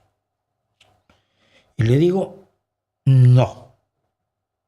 México no merece eso, ni votó por eso. Votó por el torrente de promesas populistas, de narcisismo demagógico y los vuelos retóricos fantasiosos de López, que los engañó. Nadie votó por el narco. Nadie votó porque le jodieran la vida. Ese es el clásico. Ay, los pueblos tienen el gobierno que se merecen. No es verdad. No es verdad. Seguimos. A Santiago 2025, el videoreactor The Cos, quién sabe quién sea, ha comparado a The Warning con los Jackson 5. A Paulina, muchos otros la mencionan junto a Phil Collins. The Warning es una realidad, es un gigante que está empezando a despertar. Yo creo que despertó ya hace rato. Saludos desde Cateponc. Bueno, le contesto. Una cosa que no le contesté y que quiero señalar ahora. La comparan con Phil Collins porque canta y toca la batería. Creo que toca la batería mejor que Phil Collins, pero puedo equivocarme. Pero canta infinitamente mejor que Phil Collins y compone infinitamente mejor que Phil Collins, a quien le tengo cierto cariño a Phil Collins. Sobre todo ahora que está tan jodido el pobre. Vi el otro día una entrevista recientísima con él, que se sentó frente a una batería y no se atrevía a tomar las baquetas para aunque sea golpear un un tono, un címbalo, ¿no? Fue muy triste. Pero bueno, eso, creo que Paulina no está con Phil Collins. Como cantante, quizás lo más cerca sería el baterista, que ahora no me acuerdo su nombre, de Eagles, que era es el cantante de Hotel California. Pero bueno, a este señor que se llama The Cos, dile que es un ignorante de grandes alcances. Primero, los Jackson 5 hacían pop y funk, no hacían rock. Segundo, nunca fueron buenos instrumentistas. De hecho, usaban músicos de sesión y los acompañaban en sus giras bandas completas como The Funk Brothers. Tercero, no escribían canciones. Las canciones se las escribía, luego Michael escribió, pero las canciones de Jackson 5 se les escribía un equipo especializado de Motown llamado The Corporation y que estaba formado por Berry Gordy, Freddie Perren, Alfonso Mizell y Dave Richards. Y esos cuatro se escribieron una enorme cantidad de éxitos de Motown, no solo de los Jackson 5, sino de un montón de artistas de Motown. Cuarto, cuando Motown controlaba creativamente al grupo en todos los sentidos como un producto, no como una banda musical. Cuarto, Motown controlaba creativamente al grupo en todos los sentidos como un producto, no como una banda musical. Motown era una fábrica de éxitos y de dinero. Quinto, los Jackson 5 fueron obligados a hacer música por un padre brutal, abusivo y golpeador que llegó a abusar sexualmente de dos de sus hijas, según ellas mismas. Ahora, de ahí en fuera tampoco se parecen en absolutamente nada. Juro Klaus dice, en China han acabado con la pobreza extrema, no se podrán quejar del gobierno, pero no viven en la calle, como sí pasa en las democracias liberales burguesas avanzadas. ¿Quién vive en la calle en Dinamarca? Espera. No, o en Suecia. En Suecia, ¿cuánta gente vive en la calle? Y como sabes que no viven ahí en China, porque mira, bueno. Muchas democracias aspiran a ser como ellas, no lo sé. Seguimos hablando de izquierda y derecha, pero no de soberanía. Nos importa más el proceso que el resultado. No, nos importa el resultado, papá. Mira, te explico. En China dicen que han acabado con la pobreza extrema. No es que hayan acabado con la pobreza extrema, es que el gobierno dice que acabó con la pobreza extrema. Pero el férreo control de la dictadura impide corroborar esa verdad que solo sale del gobierno y del Partido Comunista Chino. Si les crees ciegamente, te has entregado a la dictadura. Y me recuerdas a los que dicen que no importa que Pinochet haya asesinado a cientos y torturado a miles, si la economía de Chile iba bien. Son inmorales y son despreciables. Luego me dice reflexiones de una vegana, RM4585. Yo he convivido con varias personas trans, yo también con un par, y casi todas viven en una realidad alterna. No les gusta identificarse como trans, lo entiendo. Supe que cuando se abre la rama trans, me imagino que en deportes, resulta que casi nadie se inscribe. Y lo entiendo. Y mi respuesta es, con el tiempo cambiarán las cosas. Primero, que la sociedad debe aceptar a la gente trans sin agredirla y la agraden con gusto los ultraderechistas. Hay que pensar que la gente trans, no el transvestismo, sino el transgenerismo con reasignación de sexo, es un fenómeno muy reciente. La primera reasignación de sexo la hace un cirujano plástico que aprendió todas sus técnicas trabajando con los soldados británicos que habían perdido el rostro en la guerra de trincheras de la Primera Guerra Mundial. Eso lo contamos en cosas que sabemos. A partir del conocimiento que obtuvo de la cirugía reconstructiva con esas caras de gente que habían quedado absolutamente desfigurados en la guerra de trincheras, realizó la primera operación de reasignación de género, reasignación de genital. Entonces es un fenómeno muy nuevo, nuestra sociedad está muy lejos de ella, pero creo yo que al normalizarse la gente trans sentirán menos vergüenza en mostrarse como lo que son porque no serán atacados. Ha pasado con la gente gay. Poco a poco, no en todos los países, pero en algunos países pueden serlo sin que nadie se meta con ellos. Después de todo, mira, los trans que ya te compiten distinguiéndose como trans no tienen mucha vergüenza, sobre todo cuando tienen primeros lugares, cuando como hombres estarían en el lugar 700. Pero eso es aparte. Creo que los seres humanos, que las sociedades en general, tienen que ser cada vez más abiertas hacia la gente trans, como se han ido abriendo hacia la gente homosexual, sobre todo a los hombres homosexuales. Con las mujeres siempre ha sido más tolerantes las sociedades. Pero sí, el tiempo cura muchas cosas. Omar Orenday Camarillo me pregunta, ¿le gustan los cuentos de Ray Bradbury? ¿Planeas hacer un fondo de un escritor? No planeo hacer un fondo de ningún escritor, pero me gustan algunos cuentos de Bradbury. No es mi escritor favorito, menos como ciencia ficción, pero su mejor obra de todo lo que yo leí, que leí un montón, es una que es más bien policíaca. Se llama La muerte es un asunto solitario. Y yo me quedé absolutamente asombrado. Bradbury dejó de escribir ciencia ficción cuando trató de convertirse en un poeta reconocido en Nueva York. Ser un poeta reconocido en Nueva York es encabronadamente difícil. Pero estuvo desarrollando su capacidad poética, su capacidad de utilizar estéticamente la palabra y la construcción verbal. Y todo eso se ve en La muerte es un asunto solitario. Yo con algunos amigos que eran de distintas disciplinas artísticas, pintores, poetas, alguno que hacía vitrales, uno hacía tapices, y nos reuníamos y pronto decía yo, abre este libro en cualquier lado y lee lo primero que encuentres. Y tú abrías el libro, La muerte es un asunto solitario, y leías la primera línea que te encontrabas y era una joyita de lenguaje. Pues estaba de lo mejor trabajada que he visto en la novela en mi vida. Es probablemente lo que más me gusta de Bradbury, sin ser fan de Bradbury. Luego me dice Jesús C. 137, últimamente he escuchado estas disputas entre ciencia y filosofía. Yo lo veo así. La ciencia es el filtro por donde debe pasar cualquier objeto de estudio para poder decir que es conocimiento. No, pero bueno. La filosofía está más ligada a la curiosidad científica de hacer preguntas totalmente fuera de la caja. Le dije, mira, ¿de veras crees tú que los científicos no hacen preguntas y van a la facultad de filosofía a que los filósofos les digan qué preguntas deben hacer? Siento decepcionarte. No, nunca ha pasado. De esto ya lo comentábamos, pero bueno, lo repito porque se nos meten cosas. Le dice, Bukele sí es un buen dictador. Le digo, miles de inocentes salvadoreños y estadounidenses encarcelados, muertes y tortura en sus campos de concentración. Buenísimo. Y no me digas que no se puede combatir a la delincuencia sin esas tragedias. Porque no es cierto. A Velázquez S.A. Bueno, quiero leerlo todo, ya son las 10, vamos a colgarnos muy poquito tiempo. Dice, la cantidad de deportistas trans es marginal. Sin embargo, se ha vuelto una bandera política para ganar adeptos y lamentablemente se apoya en generar odio y temor típico de las derechas. Considero que no debería ser una cuestión de legislación y de política pública. Más bien, las diferentes federaciones deportivas deberían reglamentar para su propia disciplina. Puede basarse en perfiles hormonales o en estatura y peso según las características de cada deporte. Le respondo, a ver, que sea marginal o no es irrelevante. Estamos hablando de justicia para las chicas y de que la justicia para las mujeres trans no se convierte en una injusticia para las mujeres biológicas. Se trata de que sean 10 o 20 o una. Se trata de que la justicia que tienes que hacerle a una chica trans no debe afectar a otra chica que no es trans. No porque sean o no sean trans, sino por justicia.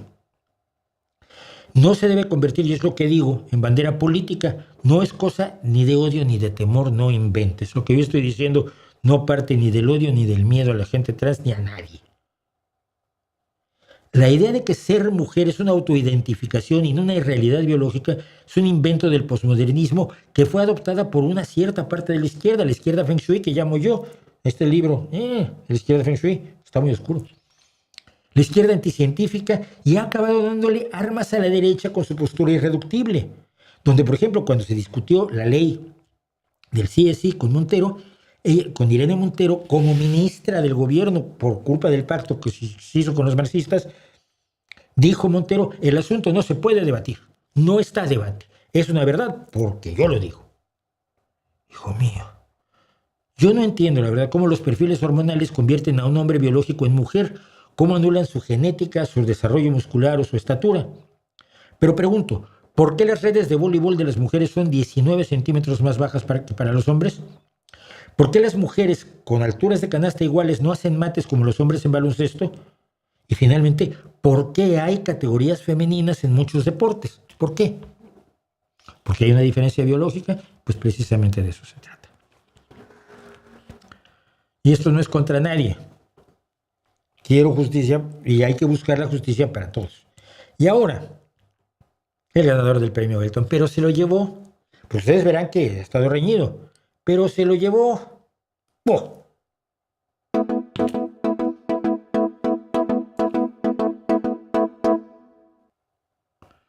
Roberto Arias Delgado me dice, por favor, utilizar subtítulos. No entiendo gran parte de su discurso y soy hablante nativo de castellano y tengo educación universitaria. Oh. Muy bien. Mucha educación universitaria, poca educación de la que dan las abuelas y una ignorancia sobre redes asombrosa. Aquí tienes un tutorial para activar los subtítulos en YouTube, que tu papá te lo explique. Y le dejé el enlace de ya tiene unos 5 añitos este tutorial, pero creo que todavía le sirve para activar los subtítulos en YouTube y que aprenda él a usar los subtítulos, porque no los tengo que usar yo. Ya están allí. Hay que encontrarlos. Y luego, mira, Champ Ramírez echó un rollo enorme, con cierta lógica, de que hay una creencia probabilística. Si tiro este vaso de vidrio, creo que se va a romper. Pues es que la probabilidad existe. Y está la creencia por fe. Jesús va a volver al mundo a acabar con el mal. Pues es una certeza. Y dice, lo central que dice es lo que está ahí en grande aquí. Uno cree en la ciencia, claro, pero de forma probabilística, sabiendo que incluso las teorías de Isaac Newton fueron desmentidas por Einstein. Y si en algún momento otro científico demuestra que son falsas, nadie va a tener problema con aceptarlo. Y este es un argumento típico de los filósofos. Y está mal. Explico. Mira, la mecánica de Newton no fue desmentida por Einstein. Es un error que cometen a menudo los anticiencia por ignorancia o por mala fe. La mecánica clásica es válida. No solo es válida, la seguimos usando para todo. Cuando quieres calcular la velocidad de algo, cuando quieres calcular la potencia de un choque, cuando quieres calcular toda la mecánica en tu mundo es válida. Seguimos usando a Newton. Einstein demostró que la mecánica clásica es un caso especial de la relatividad. Dicho de otro modo, a velocidades mucho menores que la de la luz y en campos gravitacionales débiles, las ecuaciones de la relatividad se simplifican naturalmente en las ecuaciones de Newton. Lo que demostró Einstein es que la mecánica newtoniana no es aplicable en todos los casos. Cuando vas a velocidades cercanas a la luz o cuando tienes un campo gravitacional muy fuerte, no son aplicables. Pero en la realidad que nosotros vivimos, esta realidad de dimensión media, ni macro ni micro, sí es aplicable.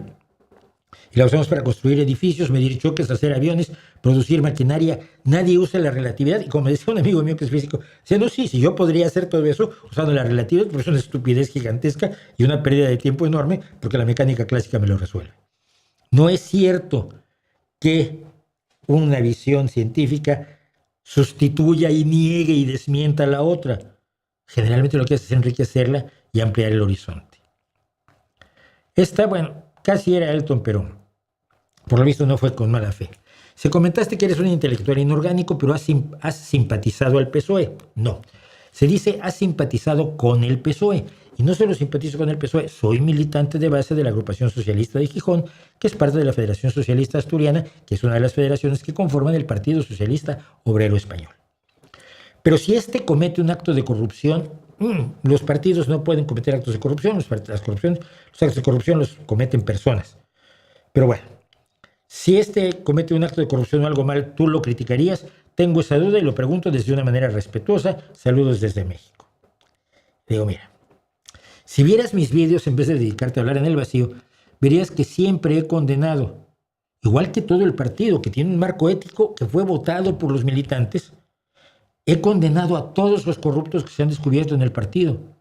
Más, el marco ético exige que sean expulsados o se les suspenda cautelarmente de militancia hasta que el tribunal determine si son culpables o inocentes. Si son inocentes vuelven al partido, si son culpables se les expulsa. Pero el partido no les paga ni abogados ni nada. Esa es la diferencia entre un partido de los militantes y un club de exaltación de un mesías. Yo personalmente nunca he encubierto delincuentes, así como no defiendo dictaduras. Y ha habido casos de corrupción en el Partido Socialista Obrero Español, y yo, y afortunadamente la mayoría de mis compañeros, los condenamos. Y esto, mira, quiero leerlo todo porque creo que es relevante, aunque es largo. Pido su consideración. Hay 199 personas, 186 me gusta, solo quedan 13 que faltan, no 10, porque a 3 no les gustó. Quedan 10 por decir si les gusta o no les gusta lo que hacemos aquí. Pero les pido su paciencia para esto. Le mando un saludo, dice Gonzalo Pineda. Me gustaría que me aconsejara sobre algo que volvió a pasarme hace menos de una semana. Primero, aclaro que soy ateo desde que tengo 15 años y se me ha hecho difícil con mi familia cuando sale el tema a colación. Pero mi abuela, una católica casi de manual, siempre que puede aprovecha para decirme que me verá en el infierno al morir, y otra vez intentó tirar mi colección de libros diciendo voy a tirar todos tus libros feos y mejor compra libros de religión. Impedí que se metiera con mis cosas, pero siempre que ve mi librero siente un asco a mis decenas de libros, casi una fobia a ellos, a sabiendas que ella nunca ha leído la Biblia ni la leerá jamás, pero sí cree todo lo que le dice el padre de la iglesia para lograr adoctrinarme otra vez. ¿Qué puedo decirle para que ya no critique mi ateísmo y el de mis hermanas, diciendo que mi madre, su hija, no fue buena madre por alejarnos de Dios cuando fue decisión nuestra y solo nuestra? Perdón por lo largo del comentario, pero donde vivo actualmente, yo y mis hermanas somos los únicos deslindados de toda superstición por lo que hemos visto. Probablemente hay otros que saben callar y simular. Creo que es un caso doloroso además, porque claro, la abuela está culpando a la madre de que los nietos, 3, sean ateos. Pero le digo, mira, mi idea, y no sé si tengo razón, es que en lugar de confrontarla, deberías recordarle que su Dios es misericordioso y su Dios entiende que el ser humano es imperfecto y aún así lo ama. Y eso debería hacerlo también ella si quiere ser una buena cristiana. Tal vez por ahí, no lo sé. En fin. Bueno, y con esto estamos llegando al final de esta larga exposición. Hoy sí logré meter casi todo lo que quería porque ustedes participaron un poco, o nos falta gente. La religión tiene una función evolutiva, no es cierto. La religión es lo que mantiene una sociedad cohesionada. Es una mentira que están creyendo muchos ateos. No es verdad. La religión divide. La religión divide. Y la cohesión en todo caso es una cohesión absolutamente obligatoria, involuntaria y que ciega y enmudece a quienes no están de acuerdo. No es cierto. Hazme una lista de lo que tú crees que son los grandes valores de la religión y yo te demuestro que no lo son.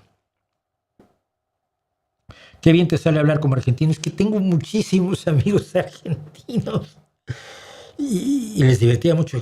Había uno que fue refugiado, fue exiliado en México y luego ya fue diputado cuando regresó. No me acuerdo ahora de su nombre, no me acuerdo los nombres, pero que alguna vez estábamos en la radio juntos con otro amigo que era argentino, Mauricio Sichanover, lo quise muchísimo. Y le decía a Mauricio, no, que habla muy bien como argentino. Y me decía el otro, Bonazo, Miguel Bonazo. Decía, no, es cierto. La gente hace caricatura del argentino cuando habla de él. Y yo Sichanover, no, habla argentino, habla porteño. Y me decía, Bonazo, a ver, inténtalo. Y le dije, escuchaba una cosa, negro. Y se revolcaba de la risa Miguel Bonazo. Porque sí, tengo cierta facilidad para eso. Y respecto a lo de Maradona, estuve revisando y Hugo Sánchez aparece más alto en el ranking de goleadores, claro que sí. Los comentarios cuando se trata de religión y temas sensibles, sonrisa, y los comentarios cuando se trata de Maradona, gente enojada. Me está poniendo emoticonos. Don Henley, dice el vitaminino, es el cantante, por supuesto, de Eagles. A propósito del tema trans, sería chévere que invitaran a tu amiga trans. Fue una de las conversaciones más interesantes que he visto en el canal. Que vuelva ahora Mel Supernova. No sé si tengamos algo nuevo que hablar. Es que tengo otra amiga trans que ella no milita, ni habla, ni nada, es quien es, y llevan 20 y tantos años haciéndolo muy bien. Mauricio, ¿crees que el rock o el metal pueden ser bailables o te parece que dejaría de ser rock? ¿Crees que ¿Crees que es lo que intentó hacer el rock mexicano en su sonido? No, yo creo que sí. Yo creo que sí es bailable. Al menos ciertas vertientes del rock. Del metal, no sé. El metal se hace headbanging o se hace un mosh pit, ¿no? Y luego eso del mosh pit lo confunden con bailar. Me llama mucho la atención. El otro día, no me acuerdo en qué concierto estaba yo, que hicieron un mosh pit que no venía absolutamente al caso. A mí ni me acerques, chiquillo. Pero, no, yo creo que el rock es bailable, claro. El rock clásico es absolutamente bailable. Yo sí activé los subtítulos, pero no sé leer. Qué malo es. Bueno. Durante 300.000 años del Homo sapiens siempre ha tenido creencias espirituales y religiosas. Demuéstralo. Demuéstralo. Y demuestra sobre todo esto. Supongamos que de alguna manera pudieras argumentar que ciertas cosas que encuentras en los entierros y las interpretas de cierta manera, así desde este momento, y con tu tradición islamo-judío-cristiana, pues estos son religiosas y espirituales. Ya vas. Vale. Demuestra que así tiene que seguir siendo. Entonces, esto, 300.000 años del Homo sapiens, también 300.000 años de asesinatos y probablemente otros tantos de esclavismo. Ese no es un argumento. En lógica argumental se llama falacia ad antiquitatem, falacia por antigüedad. Como algo se hizo durante muchísimos años, hay que seguirlo haciendo. Es una falacia. Y dicho eso, muchísimas gracias por acompañarme, muchísimas gracias por estar conmigo. No hablé del video de la semana pasada, por cierto, que el video de ayer sí quiero mencionarlo rápidamente, es el de eso no está en la Biblia, y hubo gente, está muy enojada conmigo, que para qué menciono esas cosas, pues porque así soy yo. Pero les recomiendo todo lo que creen, algunas de las cosas que creen, sobre todo los católicos, que creen que sale de la Biblia y no está en la Biblia, empezando por los 3 Reyes Magos, que ni eran 3 ni eran reyes. Y con esto los dejo, nos vemos la próxima semana, a ver si tengo tiempo de hacerlo de China, de cómo se convirtió China en una dictadura comunicapitalista, lo peor de dos mundos, y nos vemos el jueves la próxima semana aquí a las 7 de la noche, y entre tanto, como siempre, ahí les dejo mi reputación para que la hagan pedazos.